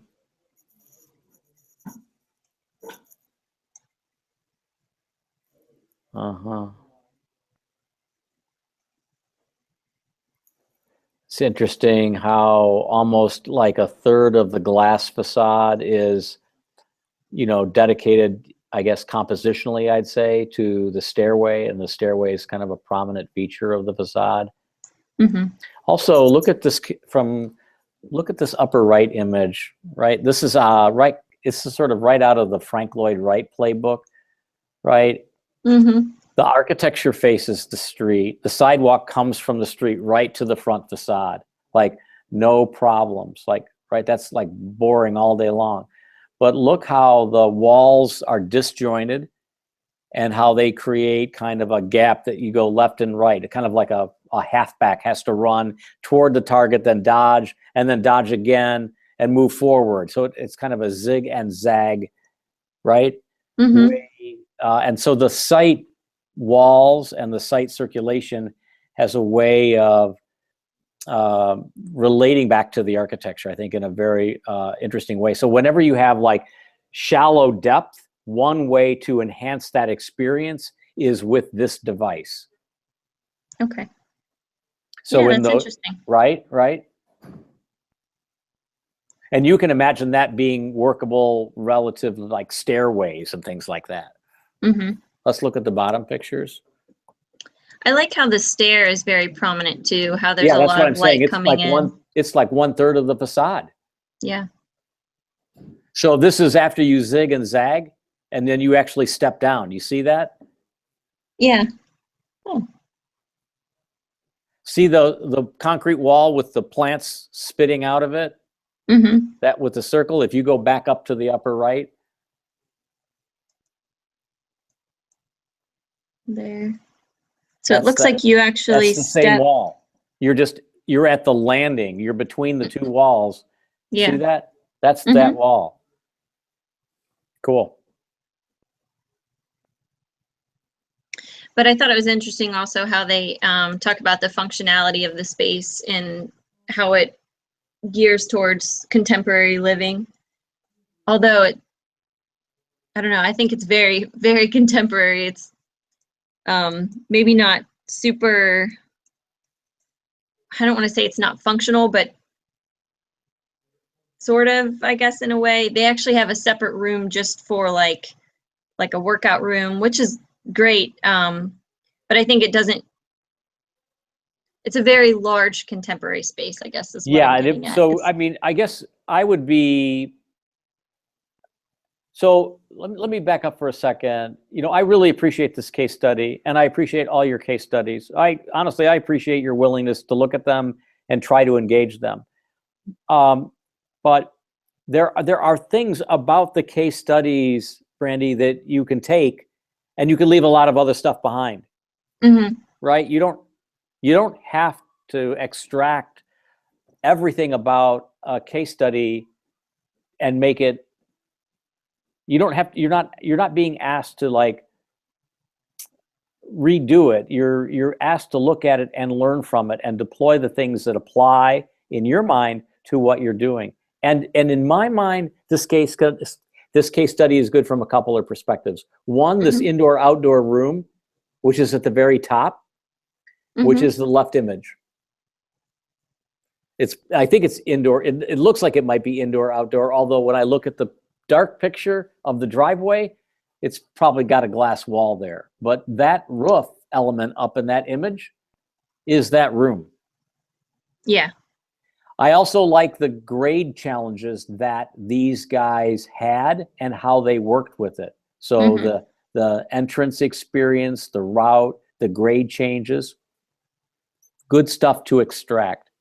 And then just compositionally, I think it's kind of cool that, you know, you've got an opportunity here to do something that's kind of all like wood and glass or steel and glass that is kind of in terms of character, right? Something that's maybe a little contrary to the staid convention that you would expect to find in Dublin. One way of accepting context, one way of integrating into context is by being contrary to it. Yeah, I think, and there was some information I found in researching their historical information. I don't have the wording right in front of me right now, but they mention in Dublin how they don't want historical buildings to be sort of copied. Right. They would rather, if something can be preserved, then preserve it, but they don't want you to mimic something old to try to make it look like it fits in that era. And I'm glad you read that. I'm delighted that Dublin says that, and that, just so you know, that's the green light for deploying contemporary architecture. Mm-hmm. In fact, it's saying you need to. That's what it's saying. All right, let's keep going. Okay, and can you see this news sheet now, or does it not transfer? I'm still on the, nope, now I can. Okay. Oh, wow. So these are just a couple of images that I've really I've seen something in them and it's really stuck out to me. The different forms, the different elements of sort of screening, things like that, allowing light deep into spaces, like this bottom center image. Yep. I like the use of contemporary or traditional materials, but using them in a contemporary way. So that's kind of the approach that I'm thinking about while I'm creating these masses and working through the architecture of my Brilliant. buildings. That's the perfect way to make the argument that your work is actually, even though it's modern or contemporary, it is contextual. It is of our time. Love the image on the upper right. And I gotta believe you love the second image too. The one with the green roofs? Yeah. Yeah.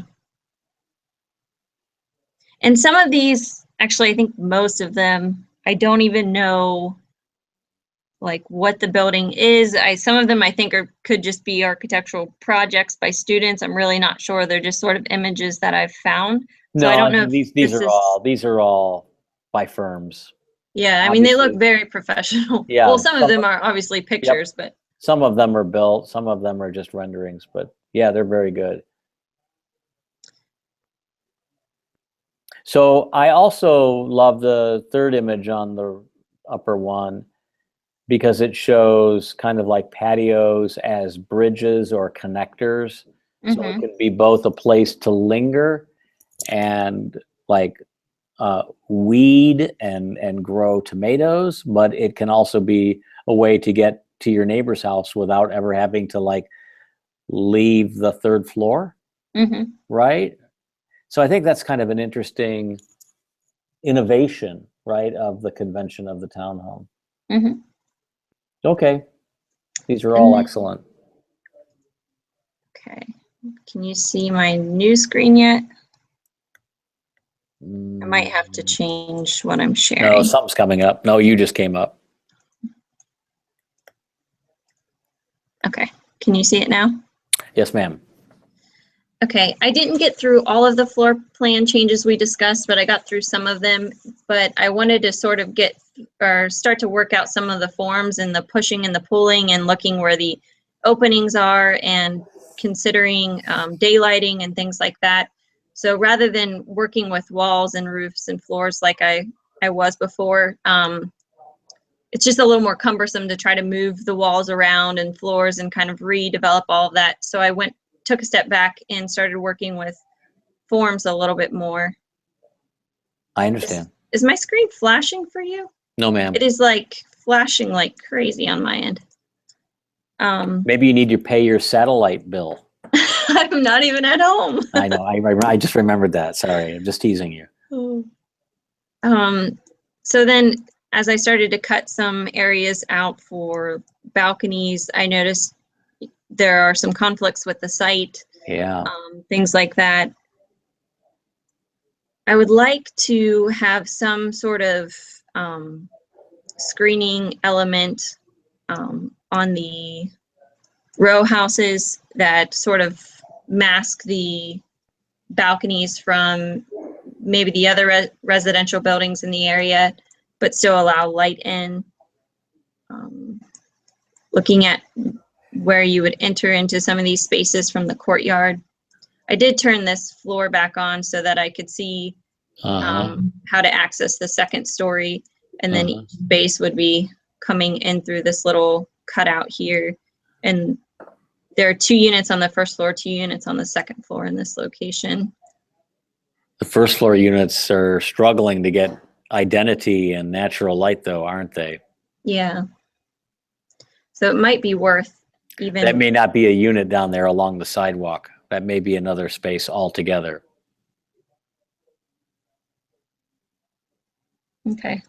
On the ground floor, right? Maybe it's a basement. So let me walk around. Let's look at the southeast corner. Yep, and let's look at the front facades. So those are garages.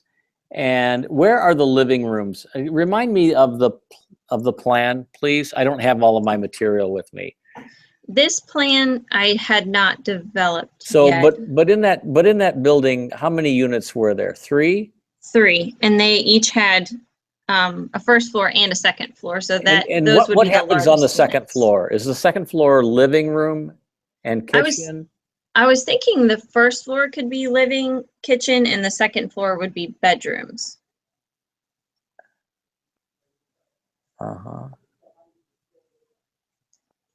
And where's the front of the unit? Is this like a double front, you know, where you practically come in from the street but Well, the other front is off of the court, that Muse. So the main entrance into this building, into the spaces, would be from the courtyard. Yeah, I'm good with that. I just want to make sure I understand it.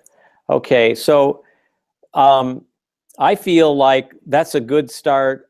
Just formally, I feel like there's not enough tension between the mass and it's sort of this is not going to make sense when I explain it this way, but between the mass and the corner, and I feel like that building on the corner needs to have more volume, and I'm wondering if you would be amenable to having like one or all of those 3 units having a master on the 3rd floor. I don't know if you can get a stairway up there, but have the 3rd floor master suite that pops up and has its own volumetric presence, and then it has like terraces facing the courtyard. I love that idea. Sort of like the volumes that are popping up in the other piece that I want to go to next. So in terms of floor plan, you'd have to work that out, and you'd have to evaluate whether all 3 or maybe just one gets that. And maybe if it's just one, maybe it's the southmost unit. I don't know, but you have to think about that. Okay. Now, can you orient me?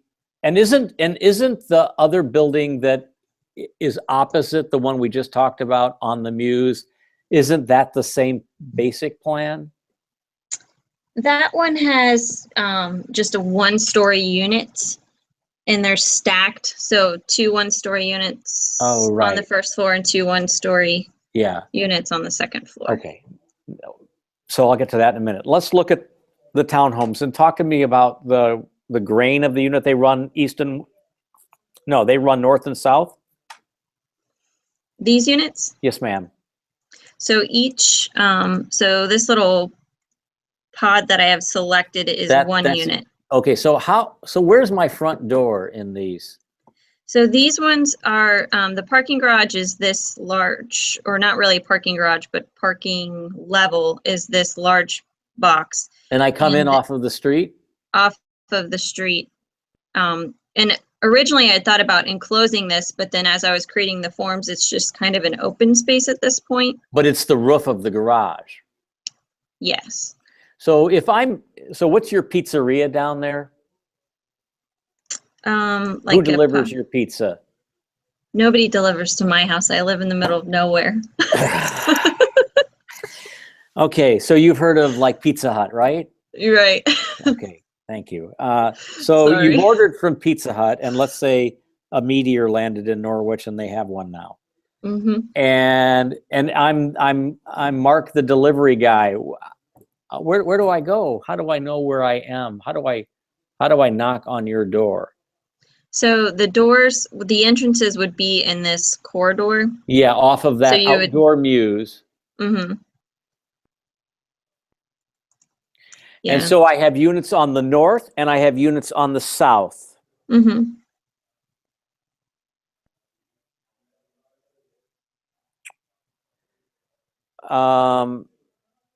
Is there any way the stairway that's kind of an appendage to the volumes to the south can be in the gap? Yeah, I think so. How many parking spaces are down there? Is it just for the units? No, there are a few extra. But then we talked about taking out a couple for the dumpster. Yeah, I don't know that I'm going to get a trash guy to go all the way to the back. So I think that dumpster has to be out where the stairway is. Or out on the street. There are 20 spaces in that garage. As you drew it. Maybe there's 19 if I have a dumpster there. But what if the stairway actually came up into the gap? Can you orbit around 180 degrees? Does this go all the way to the west property line?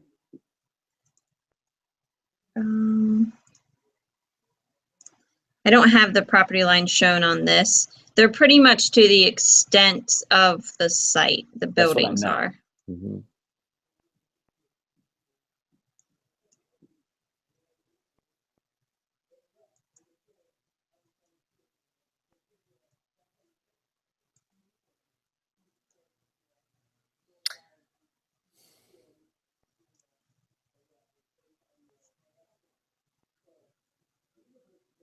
These are tough.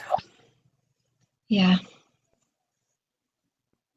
Do you understand where I'm coming from on this? Yeah. How is the Have you pizza thought about delivery that? Were you guy? concerned about that? Did you? No, I hadn't thought about that. Uh-huh. I thought about making some sort of opening from the parking area to the courtyard. Maybe not having it fully open, but just one opening so that it's more easily accessible. What is the width of that gap if the stairway wasn't there? Could I drive into that courtyard? Yeah. And could I enter the building not from the street, but could I enter the courtyard and then enter the building at midpoint? With a vehicle? Uh-huh. Yeah, I think so. You just have to like maybe look at, it probably is wide enough for 2 vehicles. Well, you only need like 14 feet. You know, it's like you know, you'll never have like people doubled up. The people will always be, you know, it'll be a courtesy thing, right? If someone's pulling out, Yeah. you're wanting to pull in, you're going to let them pull out and then you're going to go. Mm-hmm. I guess where I'm thinking is if you could enter the site from, what's the name of that street again? This street is Blacksmith. I knew it. Thank you. So if you could enter the site from Blacksmith and pull in through the Muse and then turn right into the building to park, Mm-hmm. that would allow the stairway to come up from the street. And you might not have as many cars. You might lose like 2 cars, Mm-hmm. but I think you could have a trash dumpster out on the street. You know, you could have like an overhead door, right? Mm-hmm. The dumpster would be behind it. And then you could have like a public stairway so that the pizza guy could park there and then run up the steps, right, to execute the delivery. Same thing with the letter carrier, right? Yeah. Are you thinking the stair along this east? No, I'm saying Wall? slide the stair north into the gap and let it land at Blacksmith. Can you grab it and slide it? So move it west No, ma'am. or rotate it? North, as it is. Okay. Mm-hmm. Keep going. To the gap. Oh, I see what you're saying now. How wide is that gap? Apparently the width of the stair. That's funny. 8 feet. Uh-huh. So it only needs to be like 4 feet, but your fronts are there too, right? So you those 2 end units where the stairway is going to go. Mm-hmm. Well, slide the stairs sort of east now in plan. Keep sliding it east. That's down. Keep going. All the way down to the street. Yeah. Can I get into the south unit on the left and the north unit on the right if that landing is there? Yes, because this unit on the south was shifted east to allow for a corridor here for access. So it could actually shift west now, Mm-hmm, mm-hmm. and then there would be more space to enter into that unit.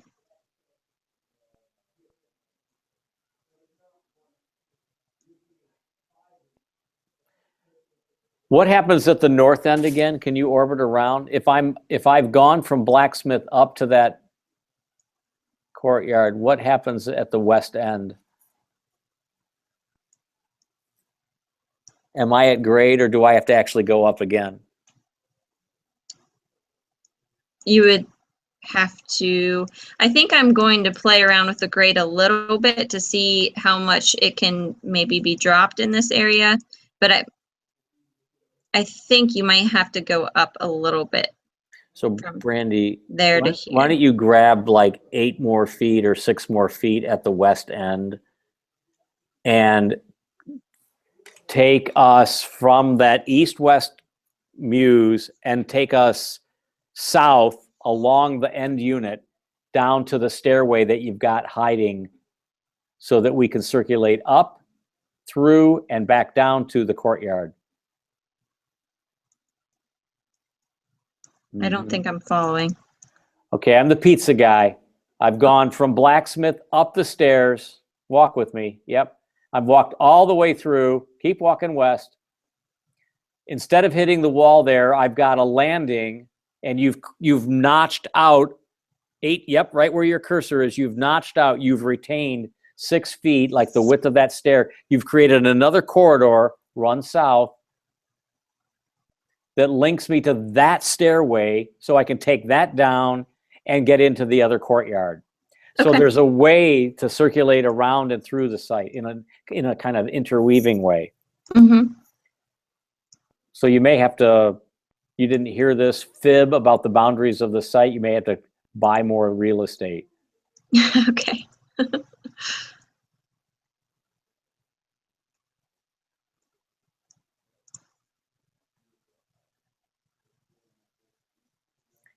And of the 2 places where I think the dumpster makes sense, it's the, you could put it on the north end, which is kind of quieter, but it's actually more remote from everything. So I feel like, just from being sensitive to all of the tenants, I think it makes more sense to put it in that block in the southeast corner, the overhead doors.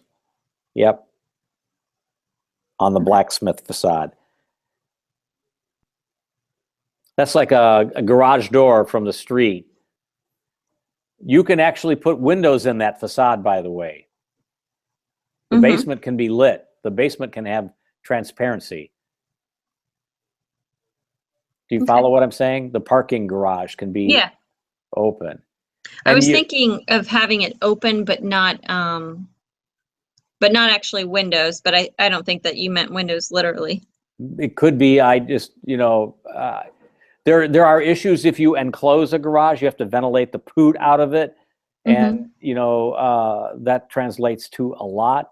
So it's probably better as a series of openings with like grill work in it.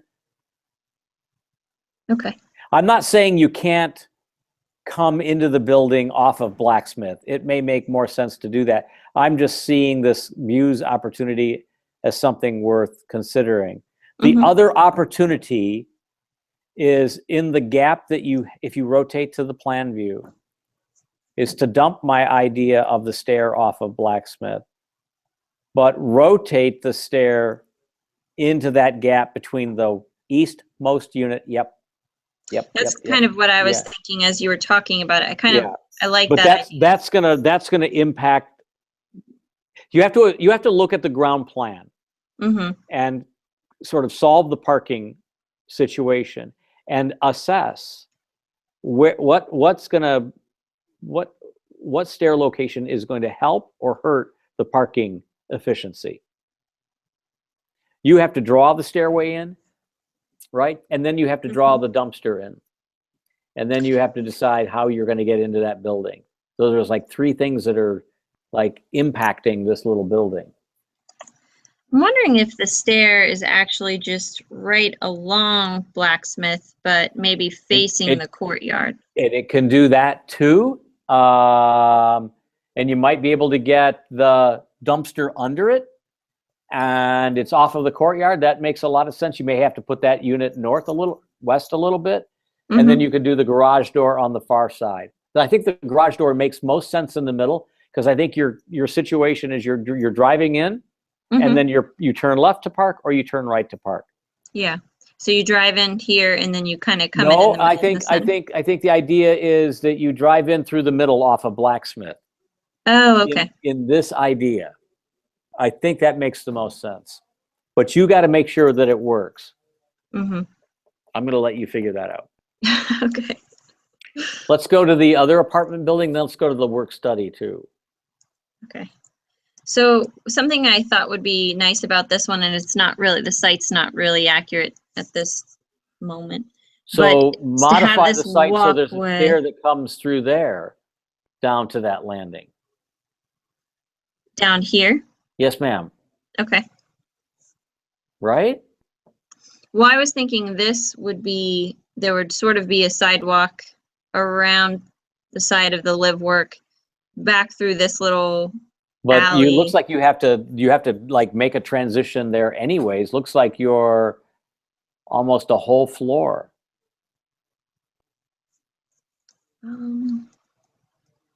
I like the idea, but I think what you're really wanting to privilege here is that connection through to the courtyard to the east. I can't tell where the grade of the covered walkway is. Yeah, I think this was just cut out, so my site kind of stops. But I wanted it to continue along so that you could access. Have no problem with that. You could do a stairway there to get you up a couple of steps and then flatten out and then wrap around the building. No problem with that. Yeah, I think I need to cut a section directly through here to see how drastic of a grade I think the change section there has is. to be east and west. Yeah.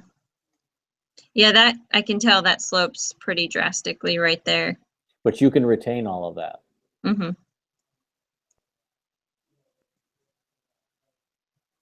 So how many apartments are in that building, Brandy? This building has 4. And they all face the courtyard? Correct. And their bedrooms are along the, where are the bedrooms? The bedrooms are along the outside walls. The north and south? Yes. And what's along the back wall? The back wall is Facing the new covered walkway. That was where we talked about moving the restroom or the toilet room to the wall. Yeah. So that they got ventilation and like discrete views. And the bedroom is along that also. But the windows can be on it and on the outside wall. Yes.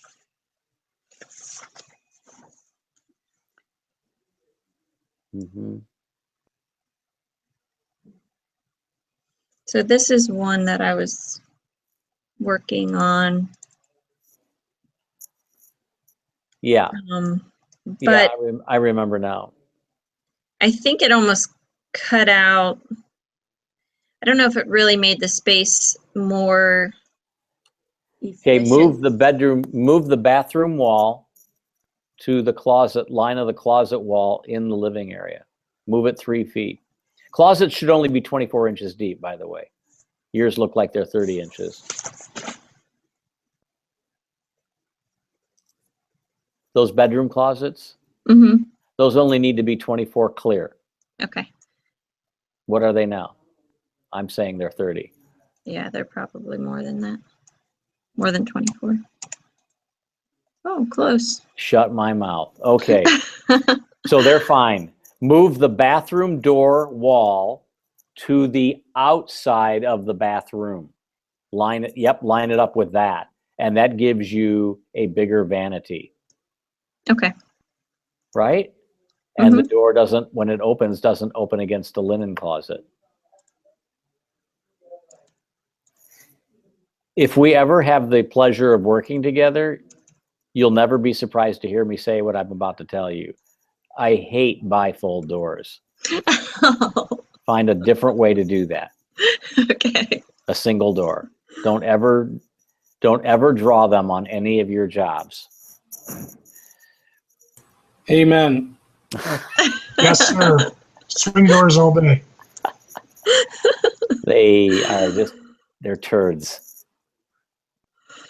That Yeah. couch, if it's a double vanity, should be at least 5 feet long. And it can be a little bit closer to the toilet, by the way. Yeah, the bathroom got kind of a lot larger after Yeah. moving things around. Yeah. So then I didn't know if it was really as efficient Uh-huh. of a space. But I think I can make, like you said, just make some I of the also think spaces that larger. you're better off squaring off the wall opposite so the tub wall, Mm-hmm. right? That's separating the water heater from the tub. Extend that wall to the closet. The water heater wall? Extend that wall to the closet. Just draw a couple of lines so you can I understand. don't know. It's not letting me do anything. Can you draw in real time over anything? Yeah. Okay, so put the door to the water heater on that new line Mm-hmm. and slide the water heater closer to make the linen closet smaller, by the way. Is that the linen closet or is that washer and dryer? Linen closet. So that should be a lot smaller. That only needs to be 24, right? So then, Is the washer and dryer in the unit itself? Where is the washer and dryer I put next to the kitchen, like we talked. Beautiful. So that's kind of like a hall closet there, right? Mm-hmm. Okay. So now the linen closet's a little smaller. It could be smaller still, and the water heater and storage, right. Slide that water heater closer to the other wall. Right, slide it. Yep. Now I can. Now I can put like my Costco. You have Costco down there. I can put my Costco run in there. Right. Do you know what that is? No. Oh, okay. So I can put my extra toilet paper. I can put my laundry supplies in there. I can hang my bike in there. Okay. Right. Mm-hmm. It's a utility closet, and you put the door directly opposite the water closet, not. Yeah. Smaller door. Yeah. But And on those kinds of doors, you open them only 30 degrees because a door like that looks like it's taking up a lot of floor. I know. So closet doors, yeah. And that are always 30 degrees. And then the entry doors into rooms like this are always like the full 90. And then you make that vanity like 6 feet. And now you've got a nice unit. Mm-hmm. How big are those fucking beds? They're queen-sized beds. So are the rooms the same size? I meant for them to be, but after fudging things around, I think this one's like slightly larger. Uh-huh. Do a full in one or a twin in one and Okay. make that room smaller and give the bounty back to the room that's going to have. We talked about maybe cutting out some more of the Yeah. courtyard and Yeah. putting balconies there. Yeah. And then maybe maybe there's not a door there. Maybe there is, but you can that balcony can be accessed from the dining area. But I'm just saying, make the person who's writing the rent check get the bigger room, Mm-hmm. right? The bigger bedroom. Mm-hmm. All right. Get rid of all those. Bifold doors. Yeah. What is that thing opposite the couch? The TV. I think it's mirrored on accident. Yeah. Okay. It's supposed to be angled towards the TV Uh-huh. or towards the couch. Sorry. So, okay. I would only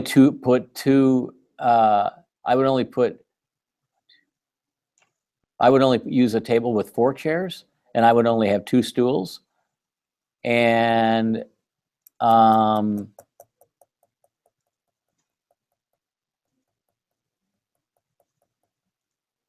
you just got to figure out where your windows are going to go. Yeah. And I would try to get a door from the dining sort of nookie area, and I would try to center that table in that room, or maybe put the table along the wall. Mm-hmm. Unless I have an access. A door, right. Yeah. I think the kitchen makes sense.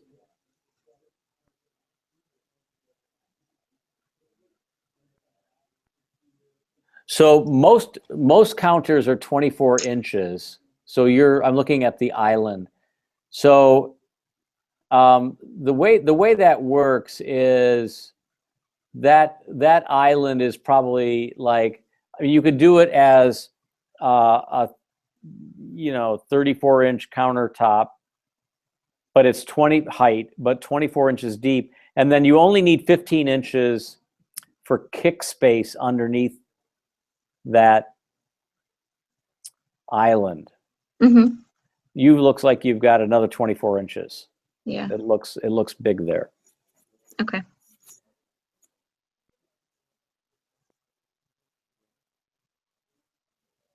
Those are tidy little units. How big are these? These ones are.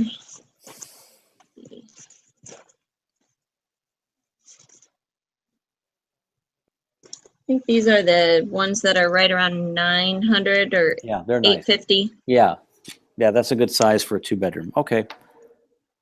Let's look at the live work. Have you been able to work on that? I don't think let me see. I don't think I got to that one. So let's look at this 3-dimensionally then.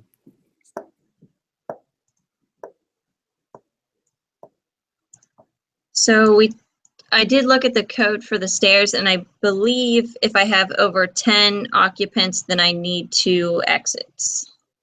But you actually have kind of like 2 buildings here, right? If Yeah. you go back to the plan, the Mhm. plans that you showed me, you've got 4 and 2, as I Right. remember, right? Because the 4 are linked together and the 2 are linked together.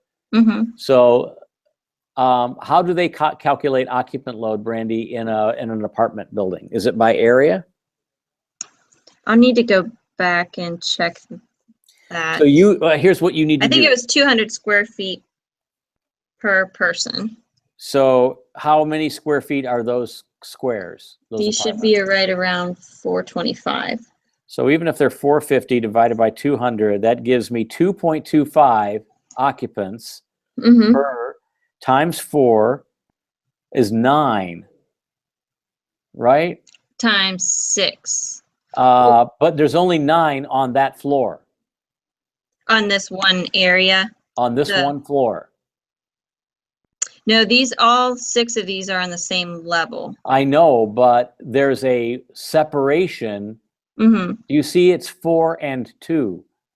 Yes, I thought you were saying to I was eliminate wondering one if of I these needed, stairs. no. I was wondering if I needed 2 stairs from the 4 Gotcha. or, Okay. or 2 stairs from the 2. Okay. You're separating the 4 from the 2, and you're telling me that if your denominator of 200 is correct, Mm-hmm. you're telling me by calculation that the occupant load is only 9 in that 4 group on that floor, and I only need 1 stair. Right. And that makes sense. Okay. I kind of would like to somehow maybe push this center space to the west and have them connected somehow. I'm not sure yet, though. What happens in that slot between those units, though? In this slot? Yeah. So in the 3D view, I was thinking of somehow cutting away some volume to allow light into the space. Right, like in your case study. Mm-hmm. Gotcha. But I don't think I'm able to occupy that. Correct. I don't think so. Okay. Just want to make sure I understand that.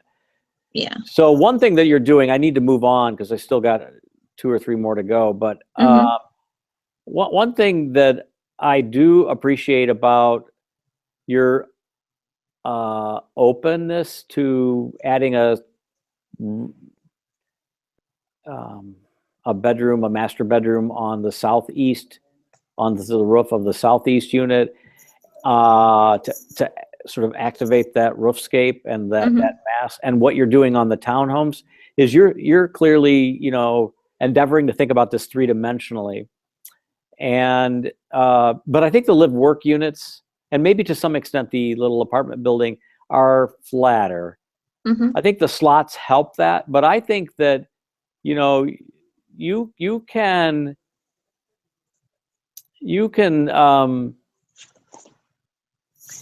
the units on the street can be taller than the units on the courtyard. The courtyard has its own advantage, right? The courtyard apartments. So I feel like you can look at these things as not having the same plate height or the same roof height. And I think I would look at that. Okay. Are you talking about, this roof is lower than the live work? No, I'm talking about the live work. I'm saying that the units on the street, the 2 and the 1, on the street, on High Street, could actually be taller than the units on the courtyard. Okay.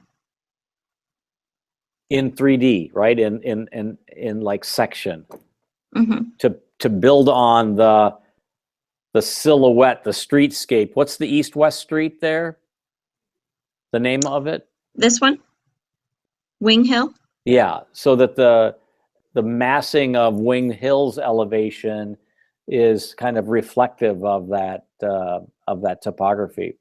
Also, I think the units on the res units on the courtyard can use the roof of the apartment building. Yeah, that's actually something I wanted to look into, and that's why I was thinking maybe if somehow I could make some sort of access along this which makes facade. Those units better. Right? And then they can access the roof here. But maybe not the whole roof, just a terrace of it, right? A portion of it.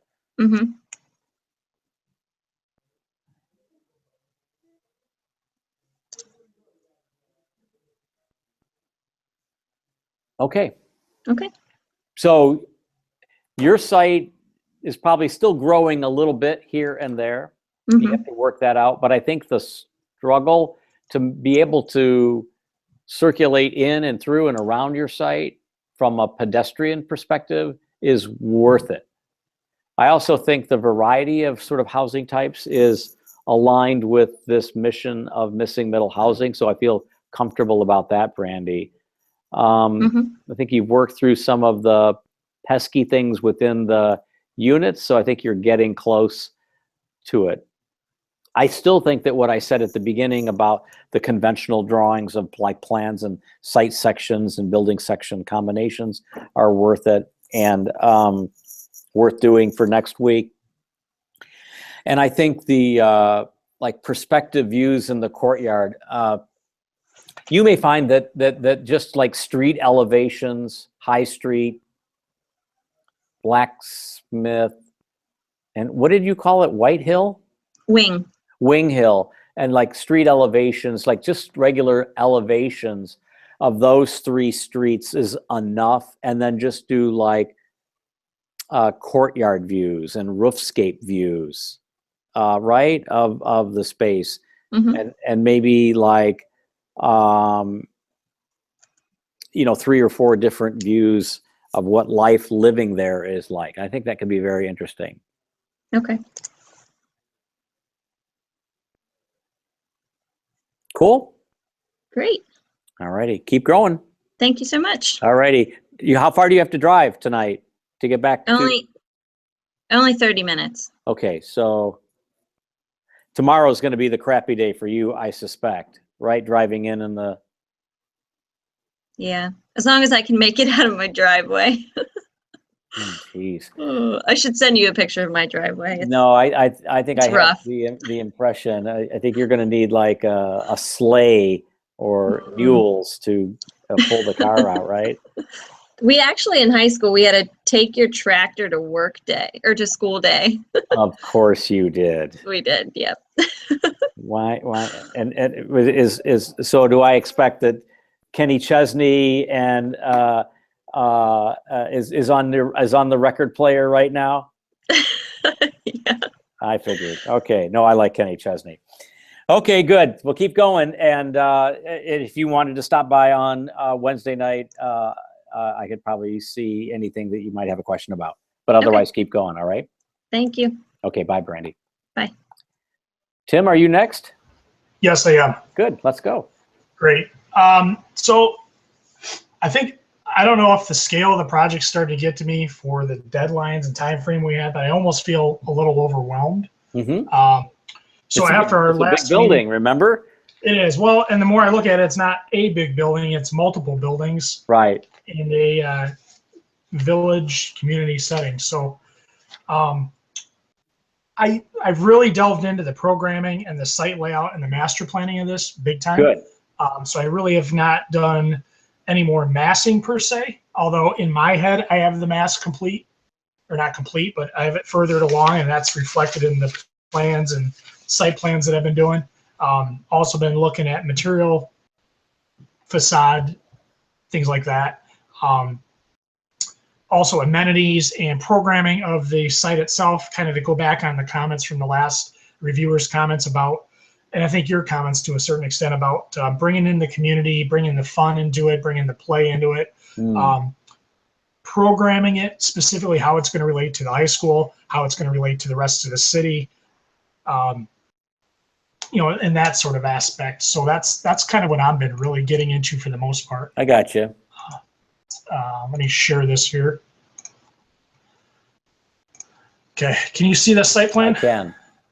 Okay, so I did I'm old school. I'm kind of good at Revit, not so much good at a lot of the 3D stuff, but to me, I can do a lot of the master planning spatially in a 2D format and equate it later on to 3D. Mm-hmm.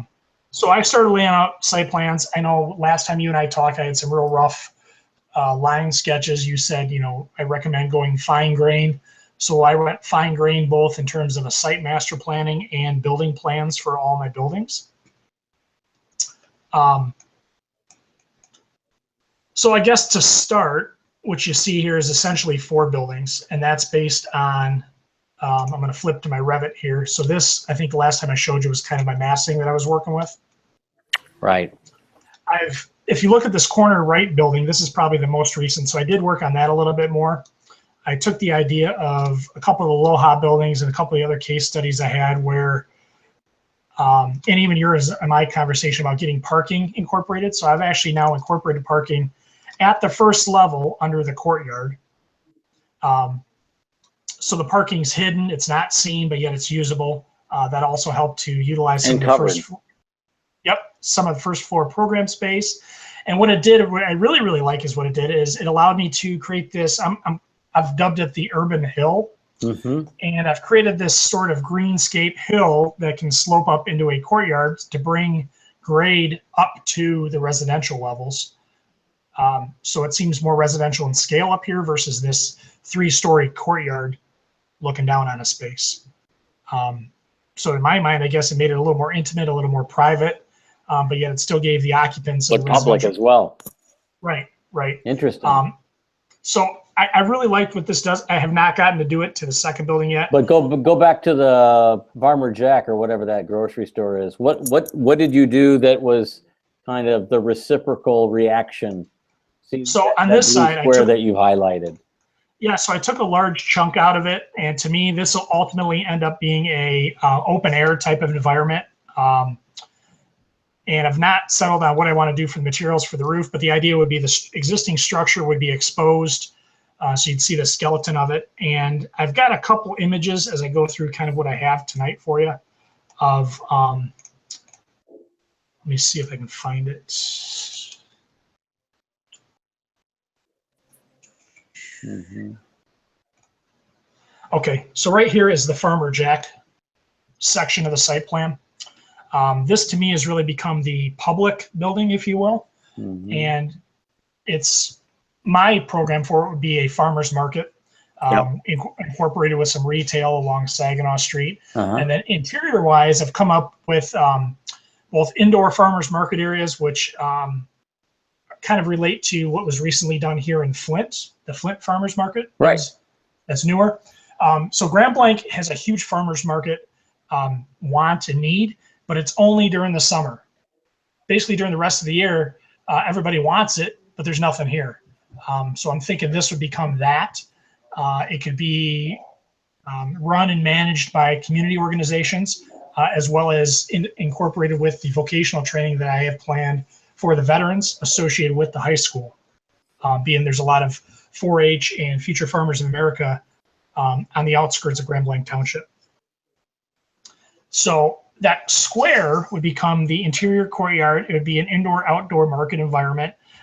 It could become a seating area, dining area for the commercial kitchen/restaurant that I've incorporated at the inside of it. That can be used for cooking classes, but it could also be used for lunches and breakfasts throughout the week for the community. So it'd have this kind of open air feel, but I would end up doing something on the roof. I don't know if it'd be cow wall, if it'd be some sort of color translucent panel. And those are the two gridded veins running sort of east and west through the building. Yes, exactly. So that same kind of material would run through the building, and then it would also be over that square that's been cut out of the building to really bring in the natural light. I kind of feel like you're assuming that you have to build out all of the footprint of the grocery store except for the notch that you cut out. Is that pressure you're putting on yourself? Or is the program necessitating that? I think it's kind of the program. I think I'm looking at, the square footage of, for example, the Flint Farmers Market, looking how large it is, and looking at the Farmer Jack space going, okay, well, the front half. So here's the actual plan for that space. I would see the Saginaw side being retail, and the remaining portion being dedicated to back of house and indoor market space. Gotcha. And Okay. Indoor dining restaurant area. So I don't know, I guess program-wise for this class. Yeah. I don't know for this class if I would take this any further. I'm thinking probably not. That this is programmed enough at this point. Right. You could handle it with a view. I want you to close this and type in your browser. I think it's called, it's a firm out of Germany, so I'm hopeful that your time in the Marines will be a better pronunciation. I think it's called Latz and Partners, LATZ.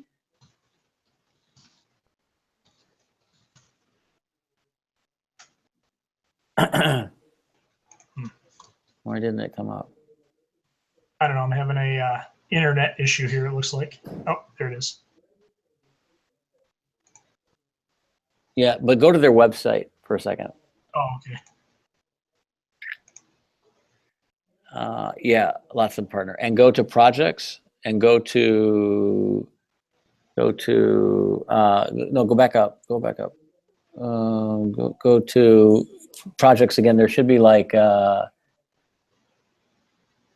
post-industrial. Yeah, click on that. And I want you to go to Duisburg Nord. So, and just scroll through some of these images. Like click on one of the little ones and then it'll pop up. It's probably a little slow because it was slow at home. Yeah, it's lagging. But I guess what's interesting about this, this is, just go through them. There's an awful lot of residual of the original there, but it's not all filled in. A lot of it's just dedicated to open spaces. This is way bigger, I grant you, than what you're doing. Okay. And not all of these images are what I'm talking about. But go back to the drawing, or go back to the very first images. I think there's one before that. Seems like Is there two versions of this project? Go back out, Okay. please, to the same header, and then go to Nord again, post-industrial landscapes. I think there's two. Yeah, try this one. Yeah. Oh, is this the same one? Why is it? Yeah, it's like two different. I'll get it. There's this one too, Center Park. Yeah, try that. Oh, it looks like there's several of them.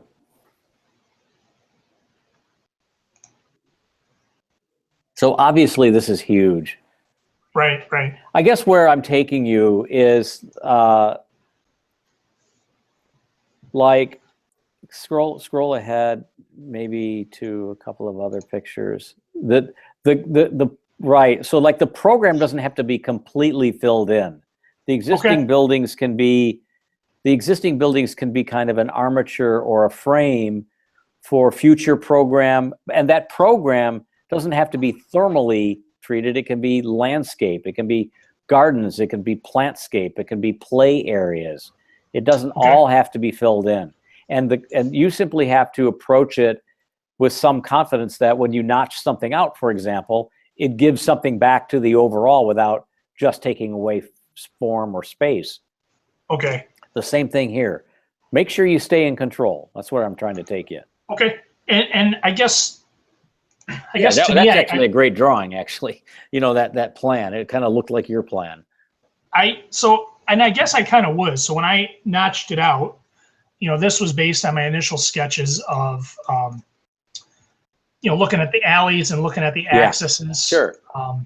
So that's kind of when I came up with the building number 2's concept sketch and had these legs of the C shape.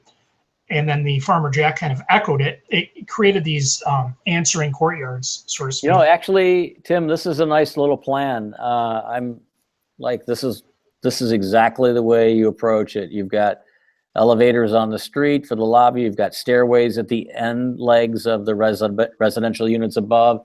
You've tucked and covered the parking. It makes sense. You've got bathrooms and the like in the hard corners. I see that on both of those. So can we just go upstairs? Yes. So just to kind of walk you through some of my ideas of building one. So I'm looking at in the lower left here, kind of the two ideas that keep coming back to my head are the two LOHA pieces. piece. Yeah. And they're echoing. Some of the ideas for the alleyways is the pavers. I really like the two-tone pavers for pedestrian and vehicular, so I've kind of echoed that. I came across I guess it's a product, is these glowing photoluminescent stones. Yeah, they're fun. I thought it'd be kind of interesting and fun to mix that in with, I did a bike path around the perimeter of the site, and that would kind of delineate the path at night when it's more of a evening fun time versus during the day business time where you wouldn't really need to see that per se. So I could incorporate that. And again, kind of with building 2, I'm looking at the LOHA piece again here. But yeah, we can go upstairs. So here's building 1. So kind of the cool thing when I was able to tuck the parking, what really started sparking in my head was by tucking the parking and creating this urban hill, I call it, up here. So this is the second floor. These are great drawings. Thank you. I had this idea of making this rooftop fitness area for the residents. And that this hill could double as both activity space, seating space. Tanning space. Exactly. But then it leads you up to this more private area where you have these mixes of, say sports flooring, vegetative roof, Trex decking, and then trying to use something similar to that glow pavement. So at nighttime, it gives you a little different feel, a little different ambiance. And then it starts tying in these private seating areas for more of a private area versus more of a public area where this hill is. And that leads you into the inner corridor of this veterans residence.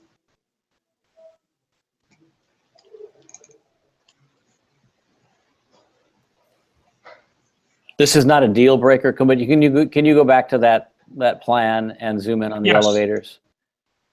Yes. So in much the way that we like letter grade a facade, we also Yes. try and plan these floors so that things like daycare and gathering and media are on the outside facades, right? Because they activate the street, and the Yes. street activates the sort of activity inside. And we Yes. refrain usually, I think, from trying to bury electric rooms and IT rooms on the facade. Because the Yes. facade, you just got done grading it and you realize that that was an important high grade, but then you Yes. like devalued the grade by putting condition of a room program, a program space that is inevitably, I think in most cases, going to have like an opaque facade. Yes, and I really haven't gotten into the I know that, facades. but I just want you to be, as you Yes. get into the discipline of doing these, and if Yes. you ever have questions, just remember what I just said. Understood. No, I actually agree with that. I kind of, I guess my thought was as I start to develop the facades or the skins of these a little more, that this could be one of the opaque areas versus the translucent And maybe, areas. yeah, and maybe it ends up coming up that way. Yeah, I think that what I'm trying to say is that it's not a hard and fast rule, but Understood. it's an outcome that you should start with, and then if then you can go back and revisit it. I didn't, and I appreciate that. So, so for your knowledge, I didn't, I guess, intentionally plan that to be the electrical IT. As I started laying out Yeah. units and laying out spaces, it kind of became a small space that was not being utilized. Yeah, I guess now one of the first things that comes to mind I could possibly look at doing would be to swing it around the backside of the elevators sure. and maybe have that as an exposed area as part of the elevator lobby even. yep, possibly. Is T toilet? Yes. Yeah, so the toilet can go on the outside facade. Absolutely, Yes. right? I was in a motel in Durham, and it was a glass room, Oh, cool. and they had several toilets that were all glass. You could see right through them, and you'd Well, go. I have to laugh. I have to laugh. There's a new house being built in a sub near us, and I gotta believe it's a screw up on the builder's part, but they put a giant picture window in a bathroom with no tub below it. Yeah, so yeah, I love that. But then when you go into the bathroom in the hotel, the minute you throw the lock, the Yeah. glass frosts up. Oh, it's one of those. Yeah, it's got that film in there. Yep. Yes, very cool. So I guess going up. And Yeah, and these I'm are seeing some notches. That's good. yes. Yep. So as I went up, I started creating a couple more private areas with a mix of materials in these seating areas coming off. These balcony areas with some vegetation, some different materials for seating benches.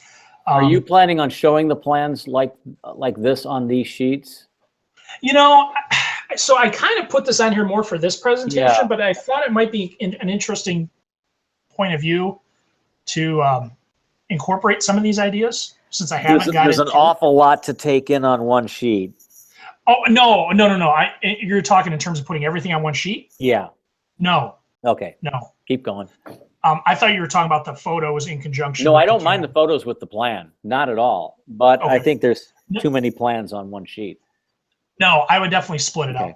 Thanks. up. That way you get the plans. They're a little bit larger. Yes. Yeah, I think these are on 24 by 36, mostly just for visibility and clarity. Yeah. But yeah, no, I would break them up. Okay. And then this, I'm still kind of torn on this. So I really wanted to incorporate some sort of terrace gardening area. And I didn't think the lower terrace necessarily really warranted it, but I didn't want to create a farm per se. So I kind of just created a couple smaller spaces up on the upper roof where I could incorporate a couple planters, some additional deck areas. Terrific. So building 1 and building live 2, there. That's awesome. I appreciate it. Thank you. I've been really putting hours into the layouts and the program. It shows there's a lot of what I would say or call humidity. There's a lot of humidity in the plans, so that's the compliment. Okay, thank you very much. Mm-hmm. I did take your ideas or your suggestion about actually incorporating the idea of grading the facades. I tried looking all over the internet for examples of diagrams for this kind of thing. I don't know anybody that thinks of it that way. So you may be a pioneer. So I'm going to try to put a little more thought into it other than just text. But I do think that Loha talks about it in a different way. He talks about like biting an apple, or the courtyard can have a different color expression and material expression because it's carved out, right, than the skin on the outside. So he talks about it in a slightly different way. So and maybe that's coming with my next phase when I really get into the materiality of the building exterior more. So building 1 or 2 to me are kind of similar. They're almost mirroring buildings, even though they have a slightly different layout. So the same kind of principles to me apply on both. I guess with the major difference being the first floor program. So let me talk about that real quick. So the first floor program in building 1, being that the high school is on the west of this building, I've associated this building more so with the vocational training aspect, or the alleyway with the vocational training aspect. Yeah. And the retail spaces aren't so much retail per se, as they would be associated with the vocational training. So say, students are working with a partner developing a specific retail market. They could utilize these retail spaces in conjunction with the vocational training. And almost like a startup business or a grassroots business was my thought. Mm-hmm. And the specific vocations that they are related to that: business management, consumer homemaking, general labor markets, specific labor markets. And then the health and wellness, that starts playing into the southeast of here is the community center and the Veterans Service Building, the old Kmart. On building 2, my first floor, again, has some more vocational training, but it starts being more so community related, which then pertains to the building across the street, the old Farmer Jack. Yep. That starts becoming this community center, or this farmer's market for the community. Both first floors have veterans case management and a lounge space for the veterans that are living in the 2 floors above it. So they have immediate on-site veterans case management, but then the Kmart would be sort of a more elaborate, more enhanced veterans program.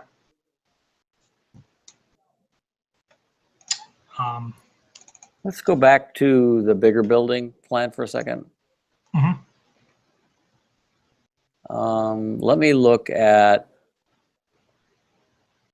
the upper right plan. So this would be like a typical res floor. Yeah.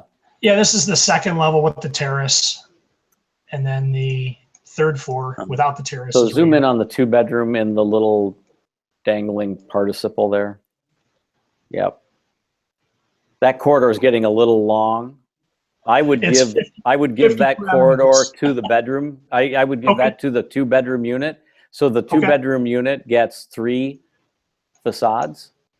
Oh, I see. Yeah. And let the corridor die, really, sort of at the entry into that unit near the S unit. Yep. Okay. And do that on both of them. Yep, I get you. I like that. I like how you have the daycare in the sort of elbow, but by notching deeper into the leg, you're able to give that daycare a lot of daylight. That's really interesting. Yeah, that's interesting. These are very clever plans. You're good at this, I can tell. Thank you. I'm envious of some of the students that can do a lot of the SketchUp stuff, a lot of the massing. But I do my best with doing it this way, I guess. Yeah, this is in your wheelhouse, I can tell. Okay. Don't know what these buildings look like yet. So I'm going back to Revit. I'm going to take these masses a little further, but in general, they're still sort of set up this way. Like I said, the one on the top here is becoming more closely resembling what the actual plan is. What if It's just, what if there wasn't? I mean, I don't mind the roof terraces on the roof of these things. I'm not complaining about that, or I'm not undermining my comment. My comment isn't You're good. about that. But what if the geometry, like the vectors of the hallways in those plans, became like like on that roof plan? yes. What if that shaded thing became like the high point of a ridge? Are you following? What if that gable? became like the line or the trace of a high point, and that everything sloped up to it, so that in section it had kind of a gable thing? Oh, okay. And it might be lower near the stairs and rise a little bit more at the hinge, and then rise a little bit more to a high point at the elevators, and then Okay. drop down again, so that there was actually topography. So it's not just flat. Right. That might Okay. be worth looking at. Okay. I can definitely try looking at that. Yeah, because I wasn't completely sold on it just being a flat roof per se.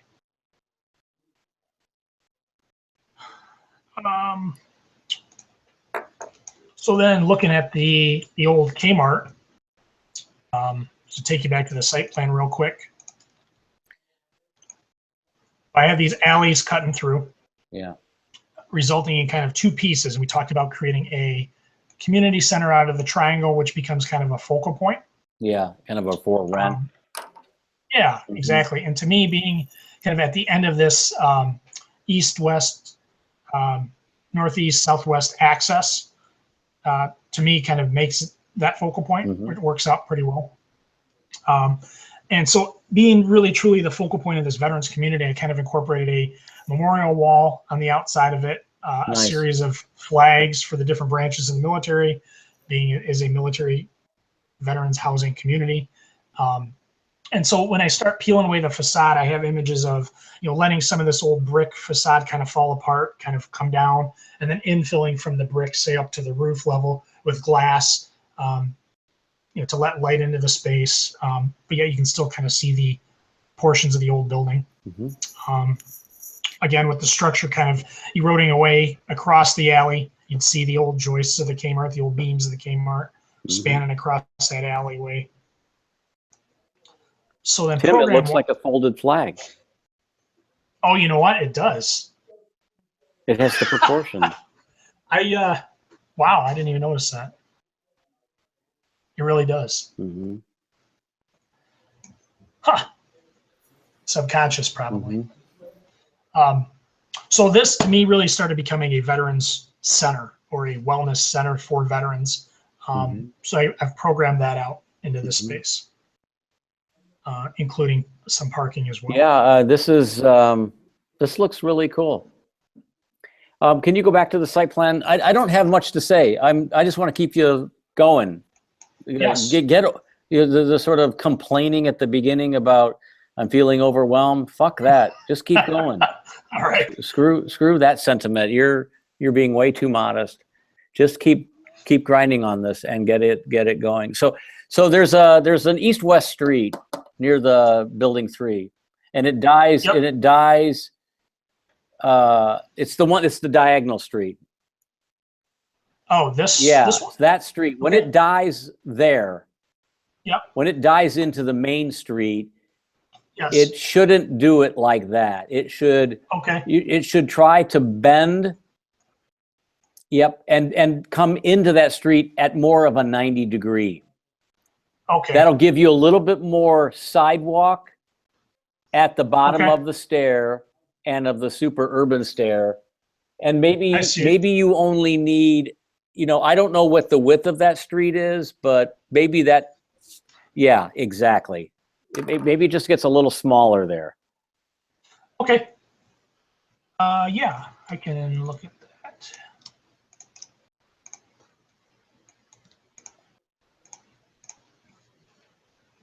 Okay. And that could work because this is landscaping along here Yep. anyways. I can Yep. trim it back a little bit. Yep. So I guess, what I'd say to you is look at that Lotson Partners again for the way they treated old architecture as a kind of a motive or a motif for what they were doing. Look at the Lake and Flato stuff again. Yeah. And try to like embrace the structure, but not necessarily be beholden to the Kmart. Okay. Not be beholden, because that all that's good about what was there, what is there, is the structure and the proportion of that structure, and the opportunities to use the roof or cut into the roof.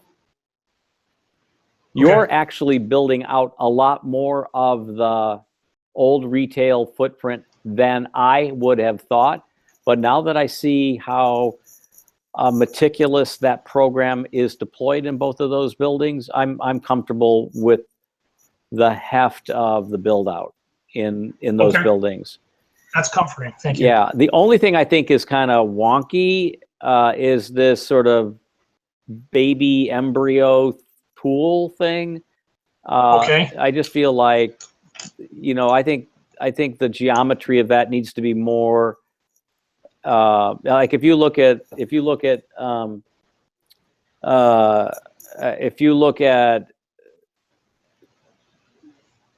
like, can you close this and fire up?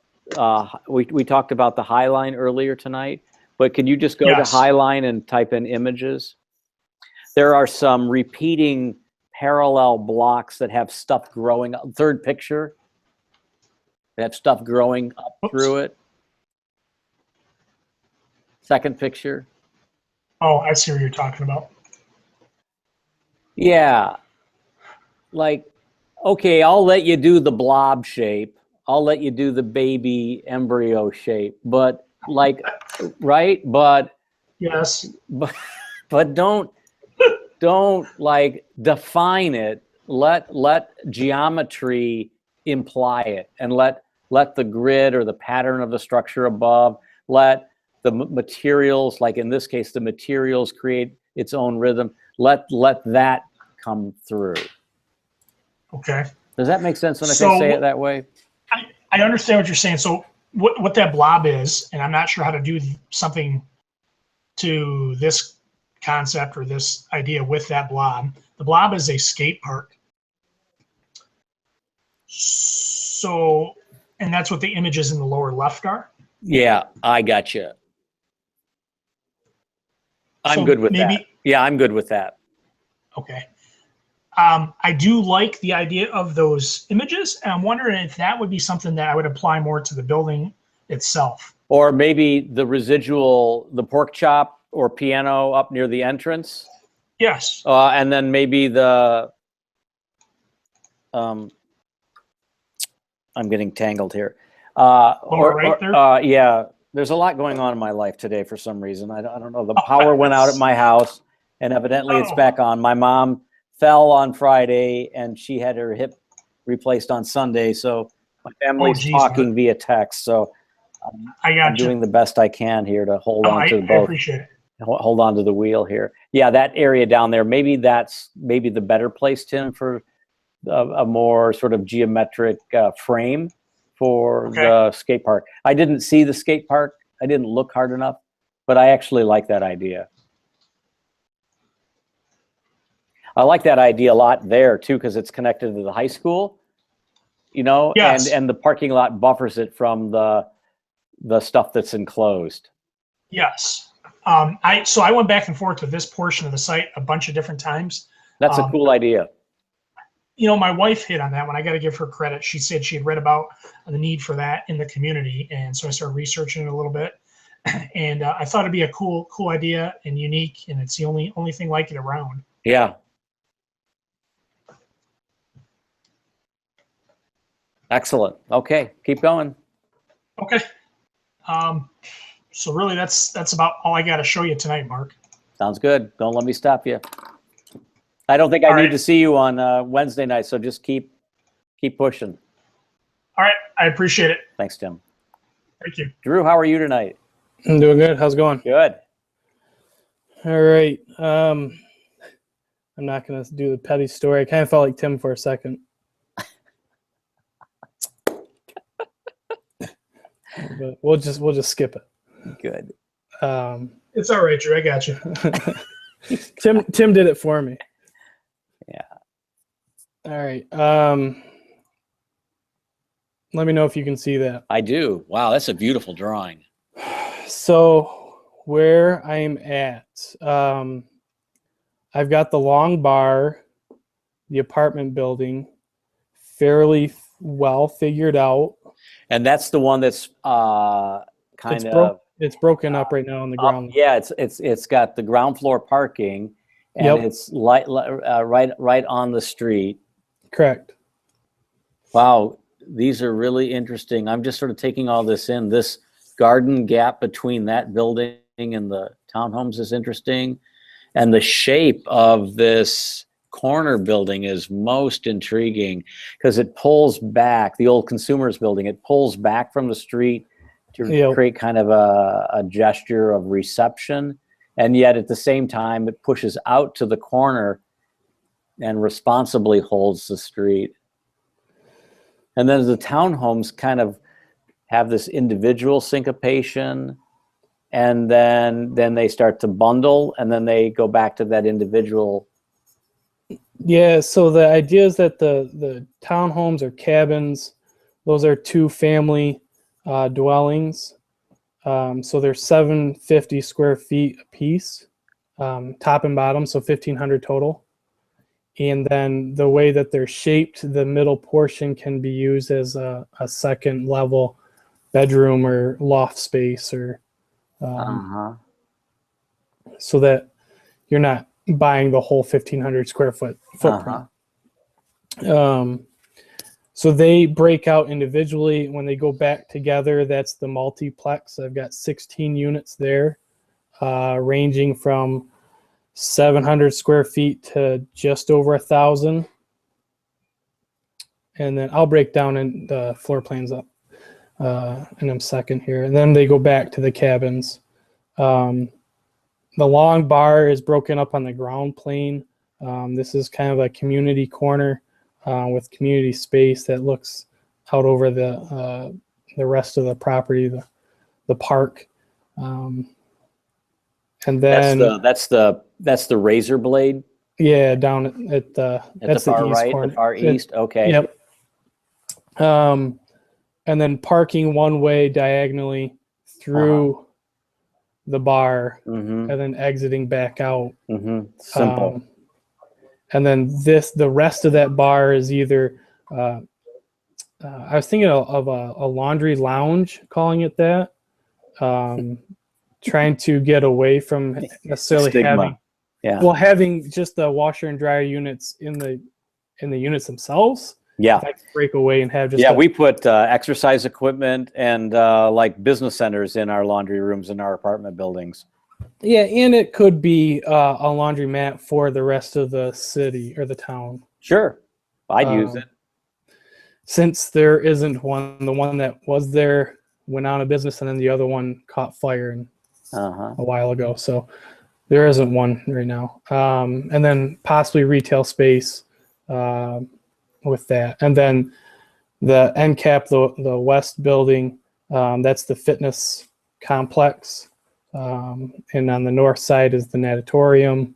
And then down below, and I'm still working that portion out, is the fitness, and we'll go The through pool's that. on the hard corner, right? Yeah, the pool's up on the north side, yep. Mm-hmm. Cool. Um, Is that a boat launch? well, we have a fishing dock or a fishing pier, an amphitheater, and then this would be kind of a boat launch or a foot dipping Yep. place, kind of carving out man-made space. Yep. Maybe it's the tube launch, Yep. so you can float down the river, and then back to a fishing pier, or just like a end cap to the boardwalk. And then I was thinking or picturing that this whole along the riverfront would be almost like a bike lane where it could start here and then go down the river. So I'm going to ask you a personal question. Yep. So I kind of feel like looking at this drawing, which is really quite beautiful, that you have kind of like imagined yourself and your partner, your wife, and your child, you know, in every kind of like square inch of this property. You've, as an architect, right? What I'm saying is you've imagined yourself using the property. You've imagined what others might experience using the property. You've kind of like tried to be complete and thorough here. Is that fair? The best I can. Yeah. Yeah, I have. That's really coming through. So if you're complimented by that, enjoy that, because that's really you don't have this kind of scalar quality, the minutia, the small things and the large overall things working together in projects where someone hasn't done that. It only happens, Tim, when someone's been able to adjust the scale. We just saw some of that to some extent with Tim's stuff, right? To a large extent, actually. So I'm really appreciating these conversations tonight. Thank you. So going back onto that idea then too, I was thinking of Splash Park for kids in the summertime, which is this piece in the center with the blue dots, recessed. Wait, I'm not seeing that. It's a triangle piece. Yeah, up between the parking lot and the bar and the bent bar. There you go. Yeah. So this would be a recessed. I understand. Splash Park. Yeah, near the gardens there. Yep. And then the garden boardwalk area, places to sit, which are the white bars, vegetation areas to plant berries and vegetables, which then transition back to hardscape, leaving this little zone.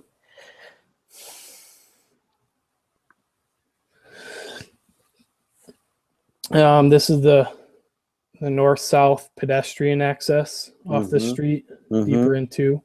I was trying to get a east-west cut through this building. Yeah. But I think I'm going to do that with glazing for sightline.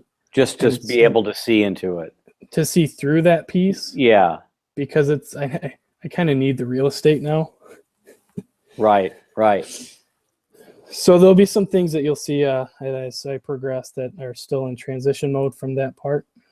Why don't we just do a page turn? I feel like with you, I'm not going to have much to say. We talked a little bit. Well, you did most of the talking. I just kind of went, in the emails last week. Yeah. And there's still some line weight problems with the site plan and beyond that I'll control a little bit better. But this is the middle multiplex.